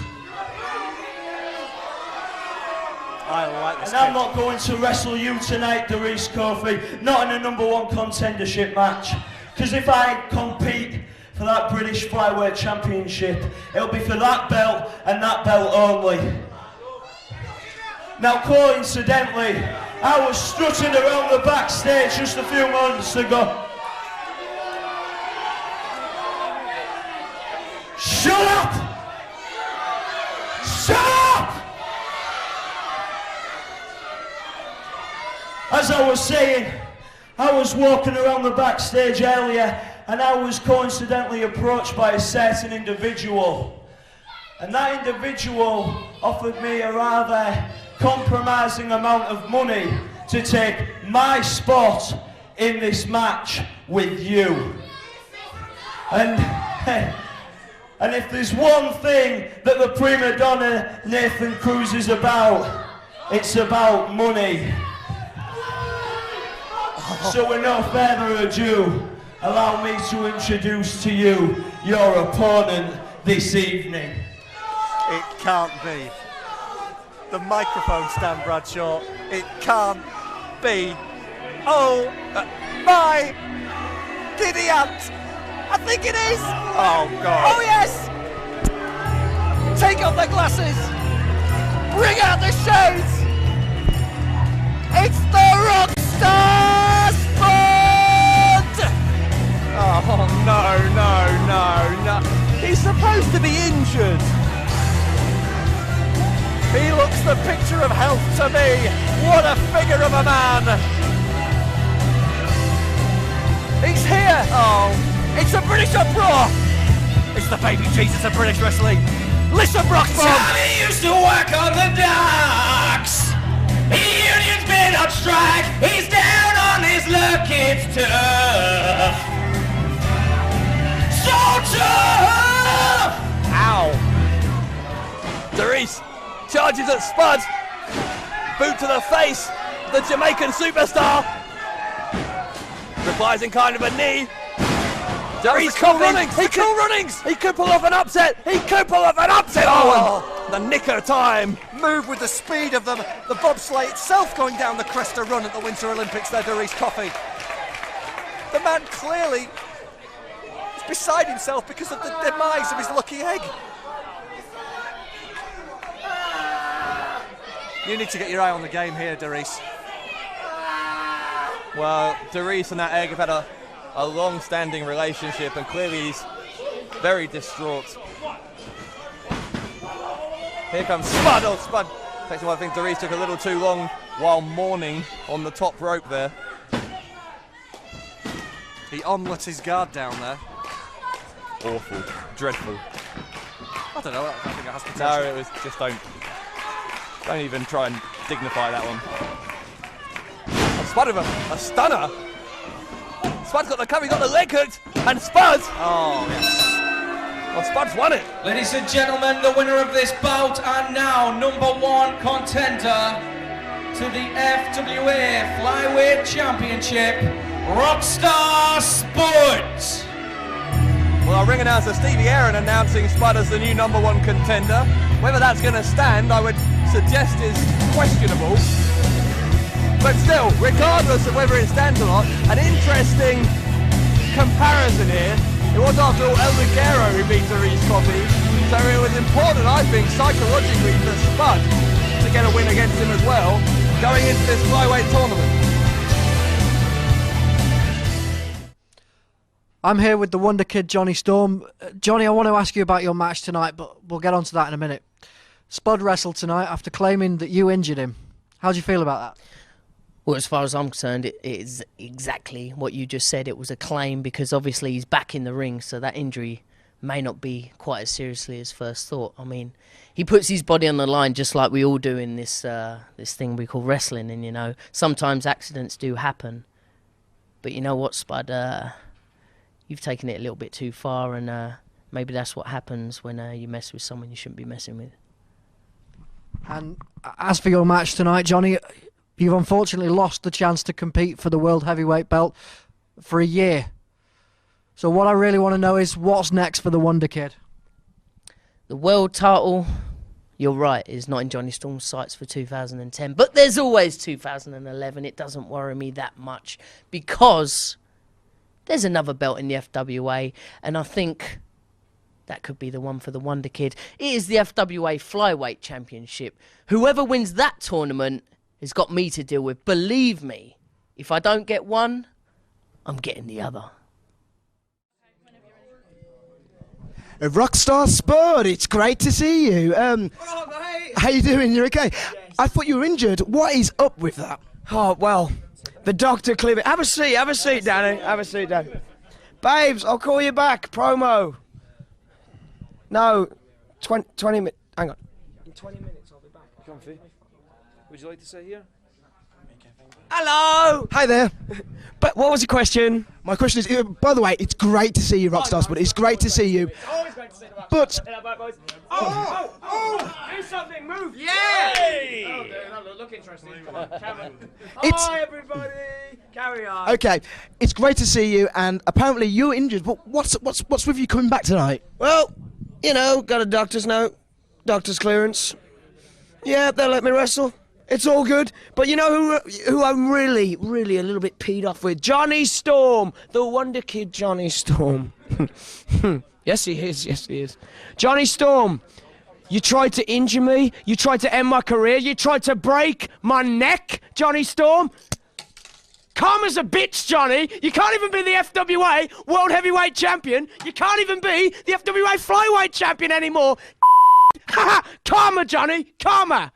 Now, all you need to do now, mate, is go back to All-Star, go back on the holiday camps, go sell your stupid little Rey Mysterio mask, the little pictures of you with your bald little head, sell them on the market, couple of pounds, I'll make my money, I'll go home. Well done, Johnny. Back to where you should be, at the bottom of British wrestling's barrel. You're old, you're tired, you're washed up. There's a new Wonder Kid in town, Johnny. And that's the Rockstar Spud. I'm the Wonder Kid of British wrestling. I'm the baby Jesus of British wrestling. And I'm the man in British wrestling. And I'm the man here in the FWA. There ain't room for the both of us. You, pal, need to retire. You're old. Sod off. I'm the new Wonder Kid. You ain't to me. The end. See you, Danny. Nice to see you. Thank you very much. Thank you, Rockstar Spud.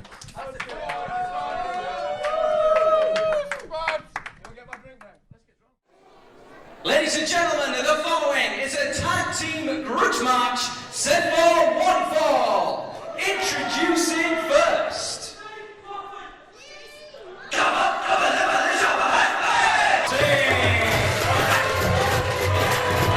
Well, parts of this crowd already irate with RJ Singh, as you might imagine, after that heinous act he was involved in assaulting El Ligero and Bubblegum area. I got an update a couple of minutes ago in my headset.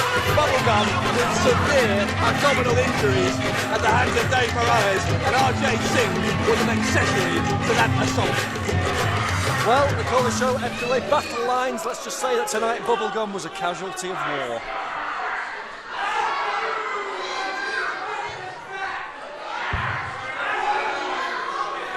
Oh, hang on a minute. Introducing his tag team partner. Oh, ladies and gentlemen, we know what time it is. It's time to get halfway there, to live on a prayer. It's the Rockstar himself. The shades are here, the security guard is here. Listen, Wolverhampton!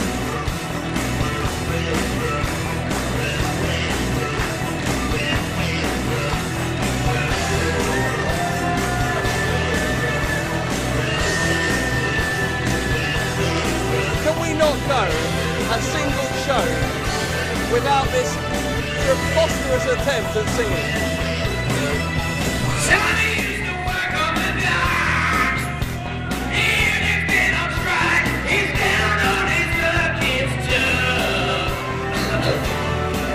Sunshine! Gina works a diner all day, working for the truck nigga. He brings home a bag full of love. Oh, for love. She says we gotta hold on to what we got. It doesn't make a difference if we make it or not. We gotta each other and not settle for love. Let's get it. Everybody in Rock City, many times I've been in hot storms. This is Rockstar Sports. Is it me or was that worse than normal? That was horrible.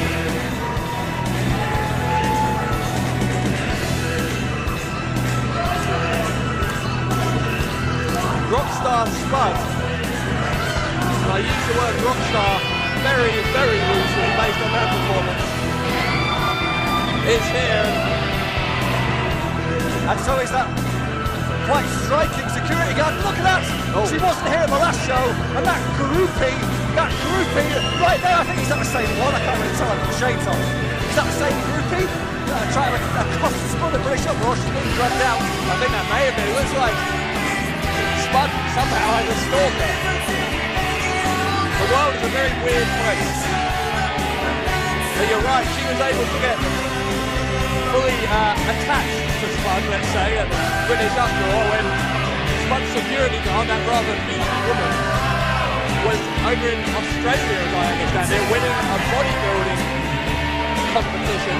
And now we've got one of these obnoxious guitarists over by us. This is just... I was living out my childhood fantasy there, Dave.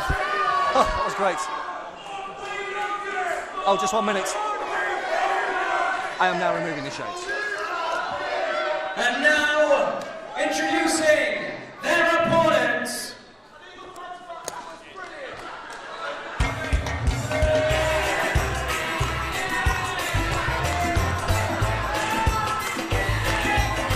From Kingston Town, Jamaica, winning tonight at Burning Stone, this is the Reese Coffee!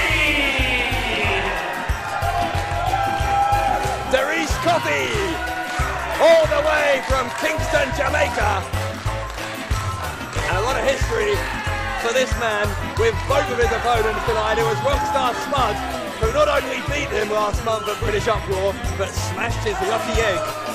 And of course RJ Singh, well, RJ Singh assaulting El Ligero, not for the first time, in fact back at Hotwire in November.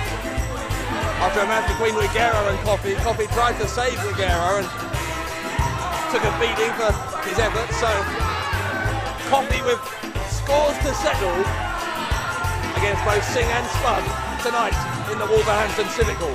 Dave Bradshaw, you're not quite getting it right when you're referring to the Rockstar Spud. From that day forward, you need to refer to the Rockstar Spud as the new Wonder Kid. The Rockstar Spud. He's the new Wonder Kid of British wrestling. But they've jumped him. They've jumped Coffey. Now here comes Johnny Storm. Storm is charging to the ring.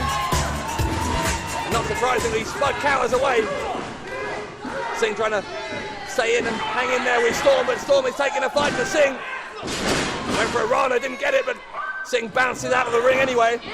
And now Spud attacks the real Wonder Kid from behind. He's not a real Wonder Kid.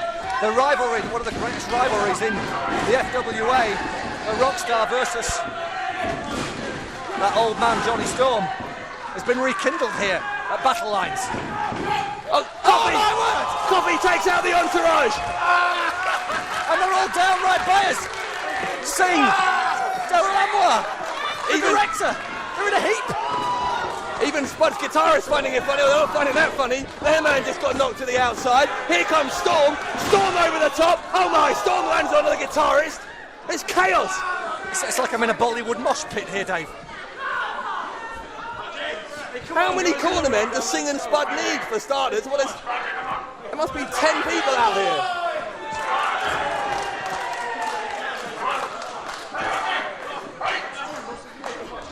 I'm not really sure what's going on here. I don't particularly want to get involved in all these shenanigans that are happening here, Dave. But it appears to me that RJ Singh has come out of this the worse for wear. Reese Coffey has the advantage in the ring, and well, what's happening? Oh, the Rockstar has taken out the former Wonder Kid, Johnny Storm. I prefer to refer to him as the Wonder Quid. The Wonder Quid, Dave, is always out for a cheap buck. Well, it's the Wonder Kid versus the Wonder Quid. As wonderfully inventive as that nickname is, there's other things going on here as well. The bell has rung, the match has started. Referee has now sent all of the entourage of the rock band backstage, except for it looks like that lone female security guard and that obnoxious director character who likes to announce the arrival of Singh. So are you casting aspersions upon my description of Johnny Storm? Listen, it's not me you should be talking to, it's the Rockstar Spud. The Rockstar Spud did an interview where he said that Johnny Storm is old, he's washed up, he's past it. And basically all Johnny Storm is good for is selling his Rey Mysterio masks or whatever it is that he does, and a picture of himself, on all the holiday camp shows. These are Spud's words, not mine. Johnny Storm is bottom barrel as British wrestling is concerned, whereas the Rockstar is a new Wonder Kid. He's the future legend of British wrestling. He's the baby Jesus of British wrestling. And what a team he is forming tonight with RJ Singh. Look, if you're Singh and the Singer. If you're going to insult the man, at least have the balls to do it under your own name. I know Spud said that, but you're saying that because you agree with him. Am I right? That's what the world's #1 wrestling journalist has to accurately chronicle and report on the news, and that was news. And I've just and accurately chronicled it. So you're telling me that you agree that a man who's a 14-year veteran in this business, one of the most accomplished, the most recognisable figures in British wrestling, is a has-been? Yeah, I think it's time for the pipe and slippers as far as Johnny Storm's concerned. Early retirement. You know, Gordon Brown may have stolen everyone's pension, but at least from all those foam hands he stole, he's probably got a bit of a stash put away for a nest egg, you know what I mean?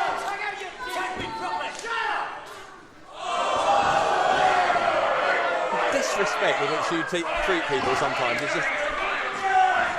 It's what the Rockstar Spud said, not me. I've got to make that clear. The Rockstar Spud came in here and pretty much strangled a cat with that rendition of Bon Jovi. Doesn't mean you have to get up there and do the same thing. Just follow in with everything. Excuse me, I'm just basking in the greatness of these two, possibly the two most talented athletes in the FWA today. The Bollywood Dream and the Rockstar teaming up. The Bollywood Dream team, the Bolly Rockers. Or for a team that's working in perfect harmony, that was a fairly aggressive tag from Singh. How do you answer that, Mr. Lambert? They were struggling for a name, I've given them several. How about Bon Jovi? That's a good one. You're ignoring my question. What was the question? The question was, what's with the aggressive tag? What's with the unpleasant, aggressive exchange of words between Singh and Spud? You've got to be aggressive to win in the FWA. This is what I keep telling you. The Rockstar and the Bollywood Dream are winners. Now look. There may be a bit of healthy rivalry going on. I mean, they're both after the flyweight title, they're both in that round robin tournament. You know, at one stage, well, they're going to have to wrestle each other at some point. So maybe, you know, it's a bit of according to the healthy competition. According to the information I have, those two are going to be the next two to square off in a flyweight title match. Maybe in Greg Lambert, Cloud Cuckoo Land, these two are a well-oiled team in perfect harmony with each other, but the fact is, and you know it, RJ Singh didn't need to agree to this match. He's agreed to this so he can get an up-close and personal view of his next opponent. If we've learned anything about this devious character tonight already, it's that he is a thinking man. He will do whatever it takes to gain an advantage, and that's what I'm doing by teaming with Spud. And I applaud that. I will actually applaud it. There you go, I'm applauding. I applaud that sentiment from RJ Singh, but don't think for 1 minute that the Rockstar Spud hasn't thought of the same thing. You know, if Singh is scouting Spud, then Spud will be scouting Singh, but at the same time, when there's money to be made by winning a match, they know the value of making sure they're on the same page. At least for tonight.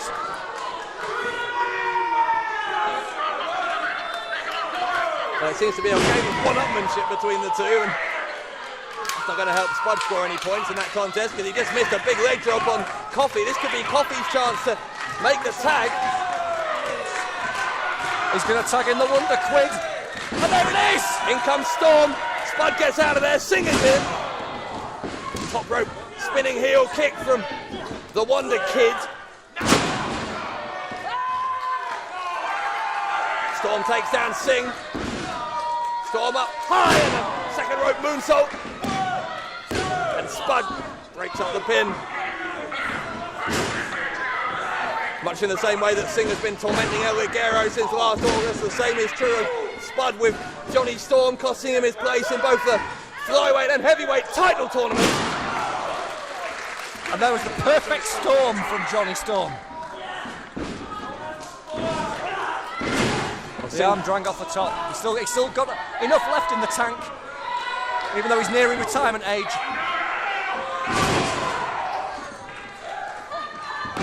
Got both Singh and Spud there, and 2.5. I'll tell you why Spud's the Wonder Kid, because he came back from a serious shoulder injury when that man right there, Old Man River, Johnny Storm, dropped him on his head maliciously at Hot Wired. Spud came back early. The Wonder Kid is washed up as a has-been because he lost at British at Raw. He's not going to get a world title shot for a year. That's the difference. You know that wasn't malicious as well as I do. Johnny Storm, unlike I think Rockstar Spud, unlike RJ Singh, is not the kind of man who would try and end anyone's career. But he will try and end the match, and he could do it with the fantastic fall.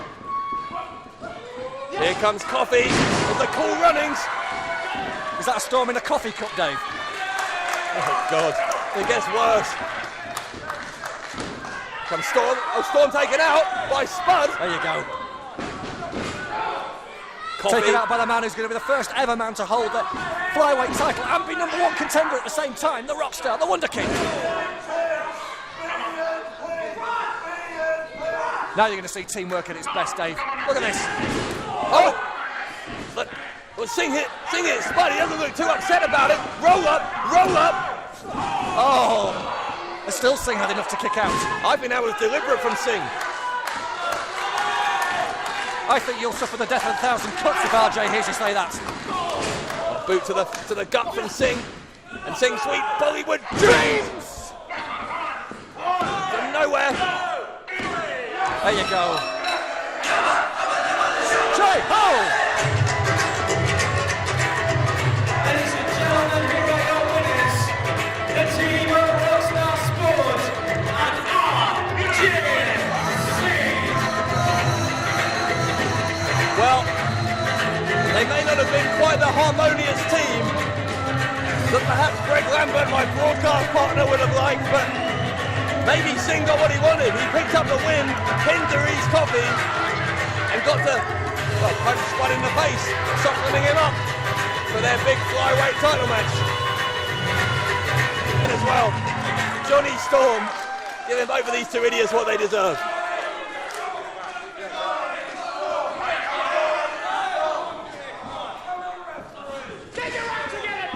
Yeah, before British up. But well, there is some real bad blood between the Bollywood Dream and the self-proclaimed baby Jesus of British wrestling as they prepare to collide in the flyweight title round robin. And that will be a new day, Dave. When they have that match, like I said, tonight though, there was a slight miscalculation. It didn't go 100% to plan, but the Rockstar still won the match. Spud, here, have some water. They still won the match, Dave. Even Spud's blanking you. He's busy having another war of words with RJ Singh. Ladies and gentlemen, Darius Coffey and our Wonder Kid, Johnny Storm. Well, there is trouble in paradise between Storm and Singh. They'll face off next in the flyweight tournament. But in the ring, Johnny Storm and Darius Coffey, a veteran of the UK scene, and one of the guys who I think will carry the torch into the next decade for the FWA.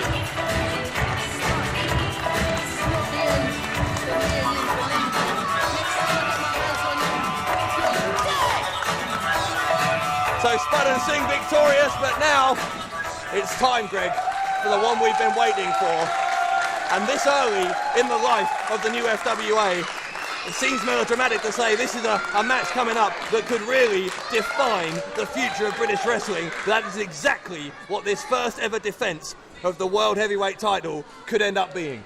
That's what FWA Battle Lines is all about. A line was drawn at British Up Raw between Martin Stone on one side, Leroy Kincaid on the other.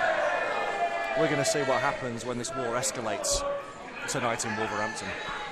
Well, Leroy Kincaid stepped up at British Uproar. He became the man to challenge Martin Stone when Stone said British wrestling was nothing good for nothing except a stepping stone to the US. Leroy Kincaid is trying tonight to become the man all of these fans can believe in and become the World Heavyweight Champion.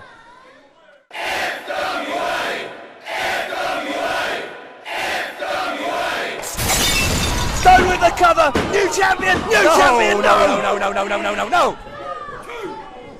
My God, what's it going to take for one of these men to go down? I thought the call of destiny was becoming ever fainter, but no, it screamed loud at the last minute. Loud and proud, Dave Bradshaw, for Andrew Simmons. Tell you, if the commentary thing doesn't work out, you could be a TV evangelist. Destiny this, destiny that. Lariat! Oh! Ended up with Simmons ducked a shoulder block. It ended up being on referee Steve Linsky. Side suplex by Simmons. Linsky I think Linsky's weathered the blow. He's a big man. He looks groggy. Used to be a wrestler himself, been in the business over a quarter of a century. Here comes the Boston Crab again, Dave. Fourth time's the charm. Linsky is out. The Boston Crab has applied again. Linsky, turn around. It's Simmons is cinching down hard. Stone can't survive this. He can't survive it. He's been in that Boston Crab for almost a combined 2 minutes. Oh, he's tapped. Stone's tapping. The premonition, the destiny, the prophecy is fulfilled. But Linsky's not looking. Linsky, turn around! Steve Linsky the referee is out. Well, the premonition came true. Stone tapped out to the Boston Crab, but the referee didn't see it. Well, where do you go now if you're Andrew Simmons? The premonition happened. It did come true, but the match is not over. That was the premonition. He tapped out, but the referee didn't see it. I'm not sure Simmons knows what to do. There is no plan B for Simmons. And Stone is on his feet. Look at this. Stone smirking at Simmons. Look where Simmons is standing. Oh my! A kick to the middle rope. That's what Simmons did to Stone. He did it to Storm as well. And have you seen what Ricky Hype has done? He's brought a new referee out thinking it was going to help his man, and it's going to backfire on him. Lariat by Stone. Oh! 2 count only. Dear God. And there is the roar of the British Lion, Martin Stone. Andrew, get to your feet. This is everything. This is a higher power. This is destiny. This can't be happening. Lariat again. This time, surely. No. Oh God. Not this man. Oh, it's a crossface. Not Martin Stone. Simmons kicked out. Please don't tap. Simmons kicked out. Andrew, you are the standard bearer. You are the ambassador. You are the world heavyweight champion. Please don't tap to Martin Stone. Please don't tap to the governor. No! Look at the fights in Andrew. Look at the neck being wrenched backwards. The neck is being wrenched. Simmons tries to get to the ropes. Stone rolls through. Simmons has tapped. Simmons has tapped.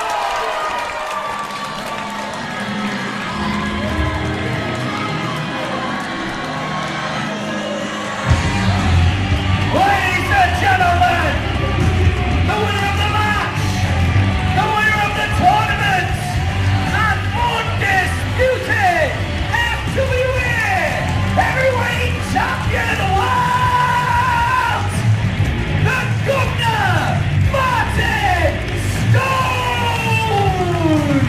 8 years after it inspired him to become a professional wrestler, the Governor, Martin Stone, has returned to the FWA and become its first ever heavyweight champion of the world. My God, what a story! What a moment to be a wrestling fan right here in the Broxbourne Civic Hall. They are on their feet. The fans are on their feet. The entire FWA roster is on the stage, and we have a man, Martin Stone, who will lead us to a new golden era in British wrestling. 2 years ago, I was in this same position. I beat Doug Williams to qualify for a tournament. And I went all the way to the finals, and I became the first ever RQW British Heavyweight Champion. You know, tonight I stand before you as your FWA UK, or also I should say World Heavyweight Champion.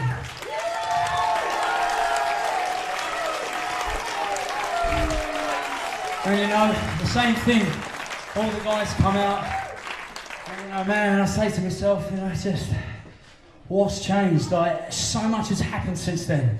So much has happened, but at the end of the day, absolutely nothing has changed. You look at all the people that have made a name for themselves. People like Paul Birchall, Katie Lee Birchall, as all you mugs know as Nikita, they used the FWA to go across the pond and go and make some money and not have to perform for you sacks of shit.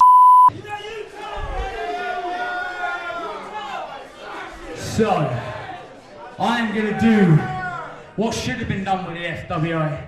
I am going to rape, plunder, pillage, everything I can to get everything for me. And yous lot can stand there looking at me with your mouths open wide. I've marked all your cards. Anyone who wants to step up, because I know right now you're all thinking that this is British wrestling, you know, we work so hard for this, teamwork and all that backstage. Who's going to come and step up and take what is rightfully mine?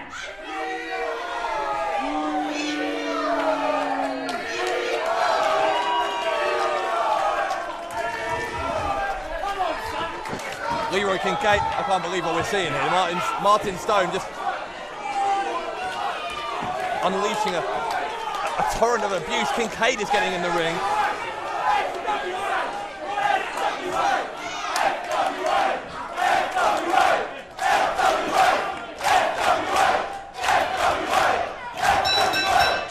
The bell rings. Stone is leaving.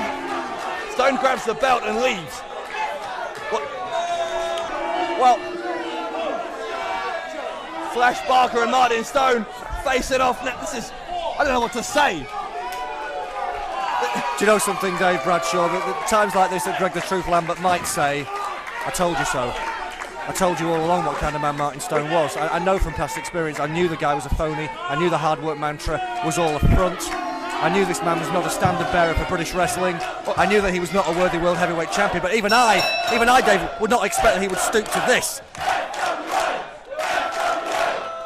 Leroy Kincaid has come to fight, and Martin Stone, he's backing off. You know, we thought we crowned a champion who would lead the FWA into a new golden era, but instead Martin Stone's declared war on British wrestling and everyone in it. Good God, what just happened? I'm not surprised, and I'm not happy. I'm not happy, Dave. And nobody who loves British wrestling. Maybe I've done some things that other people find questionable, but there's one thing that nobody questioned, that I love British wrestling, and you love British wrestling. All those people on the stage love British wrestling. I can't believe Martin Stone's done that to all of us, and everybody. Can't believe it. As we say goodnight from Broxbourne, our first ever world champion just spat in the face of everyone whose blood, sweat and tears ever helped build this country's wrestling industry. And by God, Leroy Kincaid's not going to stand for it. The battle lines have been drawn, war has been declared, and a fight for the soul of British wrestling is on.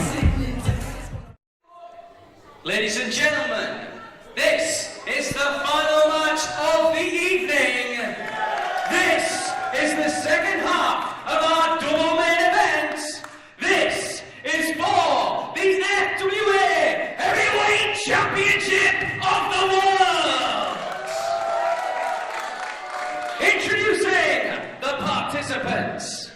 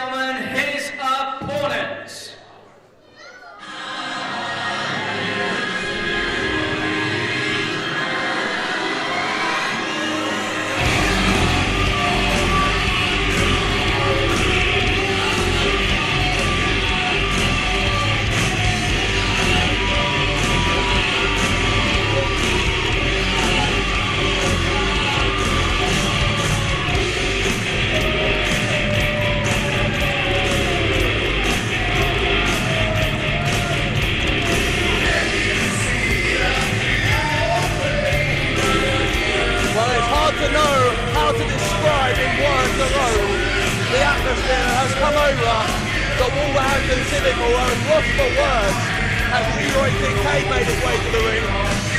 Purely because Greg Lambert, so much is riding on this match. Martin Stone has put his cards on the table. He has said he is a man who thinks British wrestling is full of no hope. Its only use is as a stepping stone for men like him to make it to America, to the so-called big leagues. Leroy Kincaid is here to defend the honour of British wrestling, and if he can't get it done, if he can't beat Martin Stone, then God help this industry in the generations to come. I'll tell you something, Dave. The whole atmosphere in the Wolverhampton Civic Hall.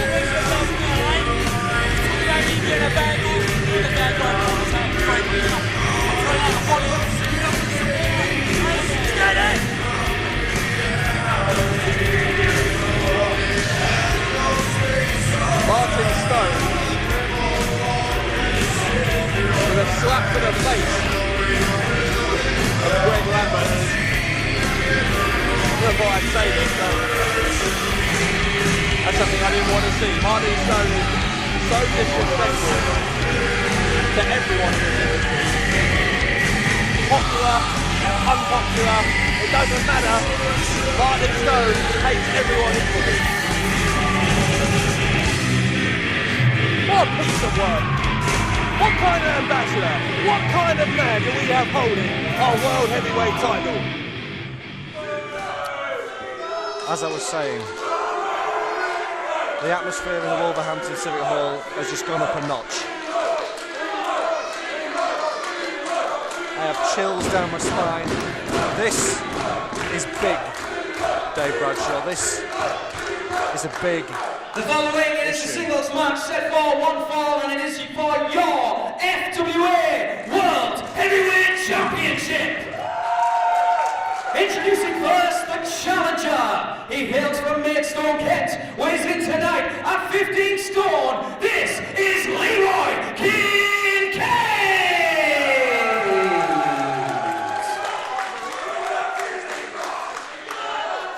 And in the opposing corner, his opponent, ladies and gentlemen, from East London, weighing in tonight, also at 15 stone. This is your current reigning and defending FWA Heavyweight Champion of the World, the Governor, Martin Stone!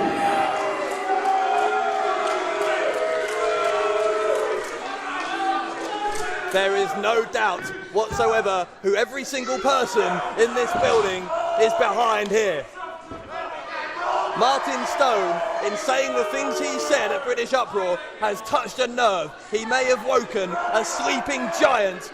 British wrestling can prove him wrong if Leroy Kincaid can snatch that world title belt from him at the first time of asking.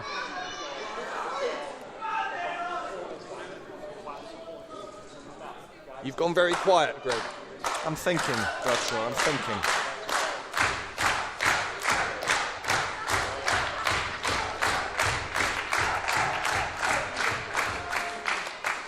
Referee Chris Roberts from South Wales shows both men the championship they are fighting for. Leroy Kincaid from Maidstone in Kent, Martin Stone from East London for the heavyweight championship of the world.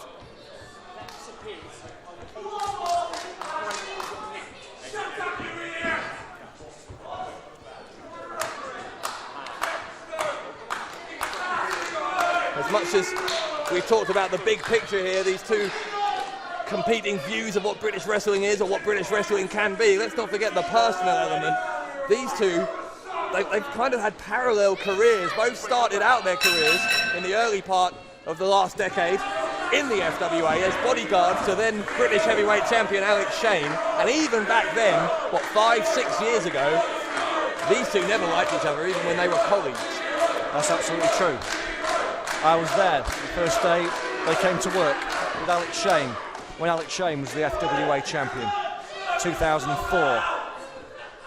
And they never got on at all. There was just so much rivalry between them. They both wanted the same things. They both wanted the same piece of the pie. They both wanted to get to the top of British wrestling. I'm just thinking about Martin Stone slapping me across the face. I'm thinking about Martin Stone's probably stood backstage waiting to come out this evening. He heard the video of what happened at British Uproar, you know, when he declared war on British wrestling. He probably heard the comments that I had to make. So perhaps it's understandable that Martin Stone is angry with me. I don't think it's understandable. I think it's the first sensible thing you said in 6 months of working with you. You know, I've had time to think about it, Dave, and you know, sometimes when a guy comes out here and slaps you in the face in front of hundreds of people, you know, it may make you see sense. Possibly Martin Stone has slapped some sense into me. Maybe I've been thinking about this for quite a while, but you know, the one thing I always used to say about Martin Stone was that Martin Stone was a phony. Martin Stone, the hard work mantra was all a front. But I will say one thing about Martin Stone, is at least at British Uproar he got on that microphone, and one thing Greg Lambert can respect is the truth, and Martin Stone told the truth as he sees it, and I have kind of respect for that. So sorry, hang on. This is a guy you've hated your entire career. He comes out here tonight, slaps you across the face, and now you change your tune and say you respect him. What? What is there to respect about this? I was going to say champion. I don't want to call him a champion. Martin Stone talks about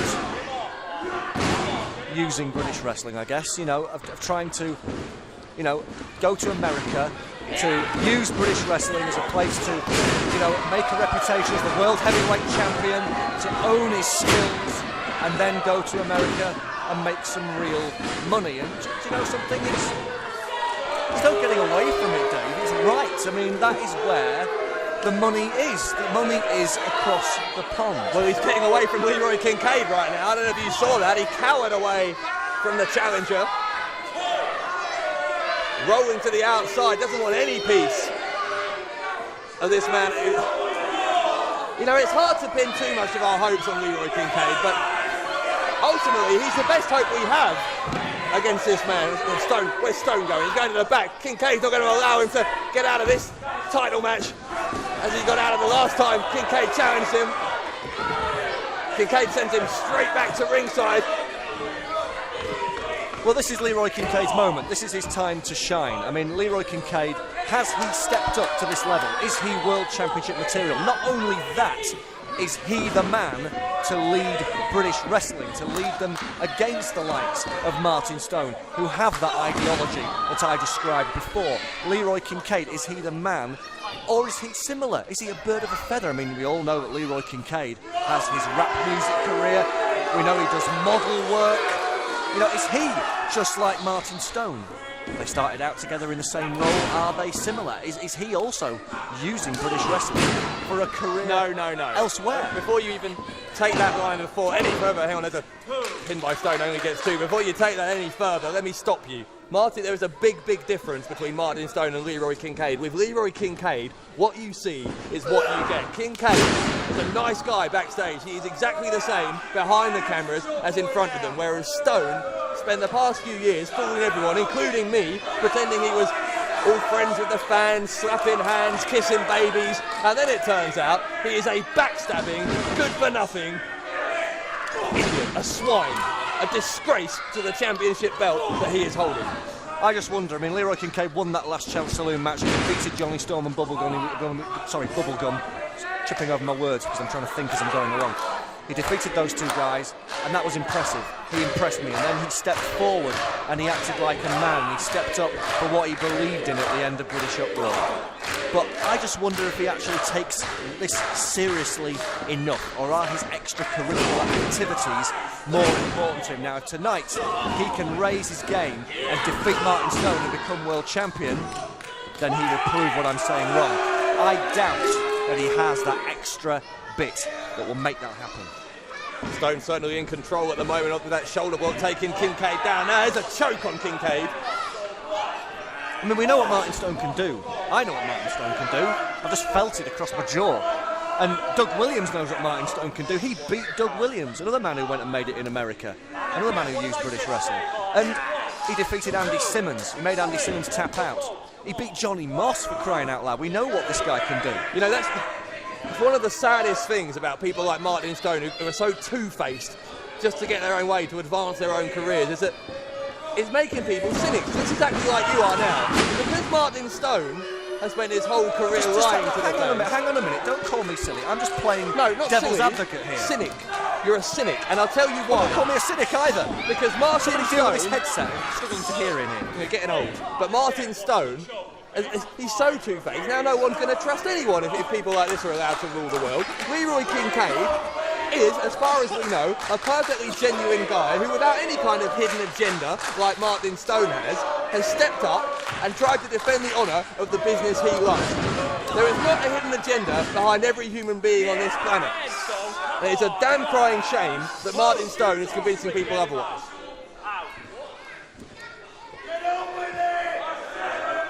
Well, we shall see, won't we, Dave?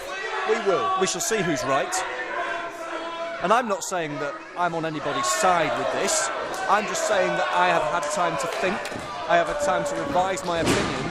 And I think that there is... I can understand Martin Stone's point of view.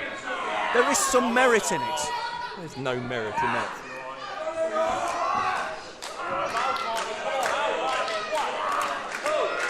I mean, granted, the only thing in his favour, I guess, is he's now shown his true colours, but to be honest, I wish he'd kept them secret, because his true face is much more hideous than the artificial one he's been wearing for so many years.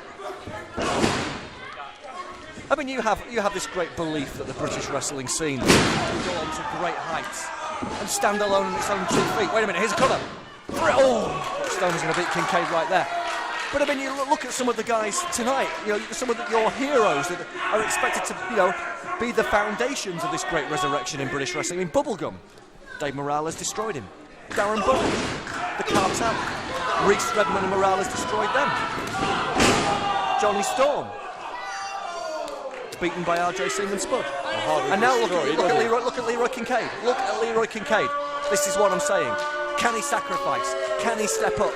He's not doing it so far, is he? No, if you think a single slap around the face from one of our wrestlers is all you're going to get, if you're going to be that disrespectful to the guys in the back, you've got another thing coming, because I will tell you this. Any other human being with eyes who has seen what we've seen in Wolverhampton tonight will tell you British wrestling is not dead, it is alive and well. As you have seen showcased in the best possible way tonight. I'm just telling it how it is. You're not telling it how it is. Just playing, like I said, devil's advocate here. Shoulder block from Kincaid. Come on, Leroy.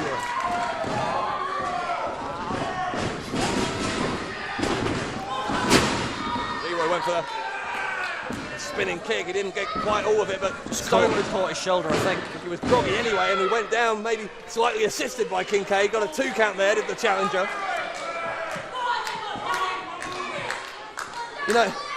We'll never know, until someone tells us what their real motivation is. Whether, say, Kincaid is fooling us as Stone has all these years. But look, you've just got to look at the evidence. Sometimes you've got to face facts. And I mean, Burchill, Katie Lee Burchill, Drew McIntyre, Sheamus, Wade Barrett, Doug Williams, all these guys, Desmond Wolfe, they've gone across to make a success, to make some real money. They had to go to America. Samoan drop by Stone, gets a cover. Will he get free? No, he won't, because Kincaid is still alive. Martin Stone's maybe he's a realist. Maybe it's you, Dave Bradshaw. Maybe I was wrong. Maybe I've got my head buried in the sand here. Do you understand what I'm trying to say? I'm just saying, if you're going to go through your entire life, not just you, but anyone else who's going to follow this world view of Martin Stone, if you're going to go through that with so little faith about human beings by saying Leroy Kincaid must be in it for himself, he must have a hidden agenda, then you're going to lead a very sad life. Sometimes you have to believe, and I, for one, believe in Leroy Kincaid. Well, that was an extremely believable fall-away slam there by Leroy. Now, Stone better believe that as well. He just dropped down hard. Kincaid goes to the ropes and drops the elbow across the jaw of the champion. I hope he broke it. Well, as I said earlier, this is Kincaid's moment. It's now or never for Leroy. You want to take British wrestling on your shoulders? You want to carry all the people who think that British wrestling can stand on its own feet? This is your chance then, Leroy. Leroy King Prove them right. is lining up Martin Stone, and Stone could be seconds away from dying. Oh my, look at the spear. The title reign could have died right there. It didn't. Stone had it scouted. Sidestepped out of the way, and Kincaid, I think, may have hit his head on the corner of the ring. Well, he didn't exactly seize the moment, did he? The moment has not passed, not yet. Martin Stone knows the importance of a win tonight. I bet some of the scouts from some of the top companies in the United States are going to be tuning in and watching Battle Lines. If he remains World Heavyweight Champion with a big win here tonight, then it's just going to be one step further to him getting everything he wants for himself. Maybe not. Yeah, he went for that Samoan drop. Kincaid countered. Now Stone, we've seen this before. DDT. Textbook DDT, beautifully executed. I can't believe you're becoming a cheerleader for this guy. Death Valley driver. Stone, cover. Will he keep the belt right here? Will he? No. Kincaid. Oh, we saw this. We saw this in uproar, Dave. This is how Stone won the title in the first place. He made Andrew Simmons tap. Can he make Leroy Kincaid tap tonight in Wolverhampton? Leroy Kincaid is nothing but a career path for Martin Stone. He is trying to better himself, and do you know something? There's nothing wrong with trying to better yourself when there are bigger things afoot. Hold on, Leroy. Do not give this up. Kincaid is inching painfully slowly, but he's getting there, and he's there. Kincaid gets the bottom rope, and Kincaid survives, for now at least.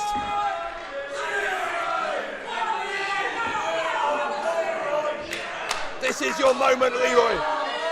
Find that extra something, get up and take the fight to the champion. The crowd here in the Wolverhampton Civic Hall at Battle Lines, they're definitely behind Leroy Kincaid. Maybe the vast majority of them believe that British wrestling can be something special once again. A Stone with a closed fist gets a yellow card, and the first we've seen tonight is a lariat from Stone. Wait, oh, Kincaid is up, Kincaid has powered up, Stone hasn't seen him, spear, pin him, Leroy. Kill this cancer before it has a chance to spread. Come on. Stone is out. Listen to these people, Dave. They believe. These people are saying in one voice who they have elected as their leader. It's Kincaid, and can he become the champion here? Well, you clearly believe, the people believe. All I'm saying, I'm not 100% certain that I do. Can Leroy Kincaid make a believer out of me?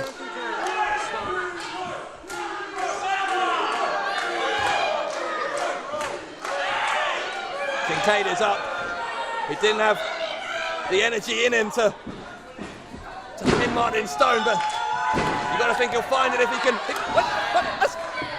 That's Justin Reese. Why is Justin Reese here? Kincaid jumps, lands hard on top of Reese. Why is Reese out here? Kincaid took too long on that second spear, and now Reese is here, and Morales and Redmond. Referee tried to let it go when it was just Reese, but now what's going on? Is Redmond, Morales, Reese, and Stone a 4-on-1? So why are they here? The winner of the match, as a result of disqualification, Leroy Kincaid. Kincaid wins the match, but he doesn't win the title. The moment has passed, Dave. The moment has passed. Leroy Kincaid did not prove anything. Leroy Kincaid did not let go of his opportunity. It was snatched from his grasp by Justin Reese, Joel Redmond, and Dave Morales. But why? That's what happens with British wrestling, Dave. False storms. We had a false storm. And like I said, bigger things are afoot. No. You're not telling me Martin Stone is the leader of this faction. Don't tell me it's Stone. The cartel are out here. It's Samuels and Frazier. trying their best, but they're outnumbered. They've already taken a beating tonight as well.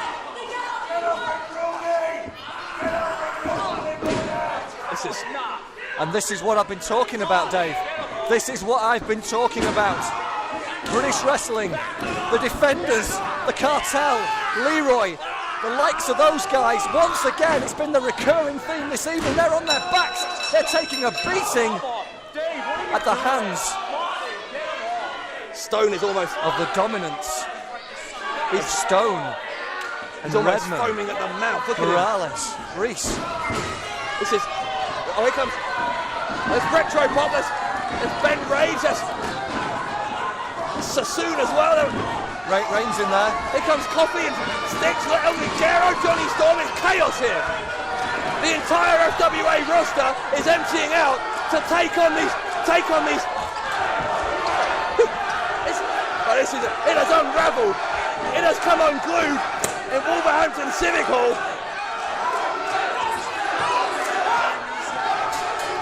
And this is getting out of hand. You know, I said earlier, Reese, Morales and Redmond were a dominating enough force on their own without a leader.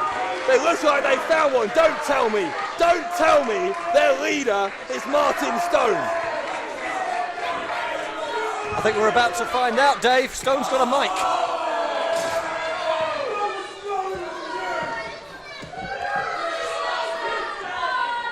A smirk on his face. The uproar. I gave you lot my reasons for wanting to use Britain and Britain's wrestling industry to get what I want, which is that big stepping stone across the seas, to go and make some money, to go and make a name for myself, because there is nothing worth working for in this shithole.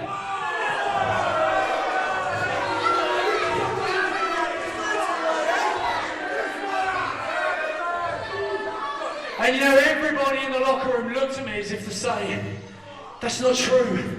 We've worked so hard to get everything we've wanted. We've worked our asses off, driven up and down the country. But for what? And you know, that seed was planted. And 3 other people share my views and my opinions on what this place should be used for. And that's stardom elsewhere. The 4 of us have an agenda. And tonight, FWA, you drew the battle lines. But this is a war you cannot win.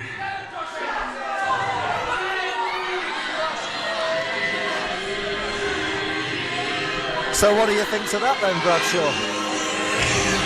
What do you think to that? Well, it was bad enough when it was Martin Stone, our world champion, who had so little respect for British wrestling, but now he's got Redmond, Morales and Reese as well. I mean, you talk about an escalating crisis here. You've got 2 competing visions for British wrestling have collided head on. The casualties are already mounting. Martin Stone, Joel Redmond, Yestin Reese and Dave Morales. You heard it from the World Heavyweight Champion's mouth. They have an agenda. And there is something going on here, Dave. There is something going on. Well, this is no ordinary feud. Tonight in Wolverhampton, British wrestling has broken out into full-scale war.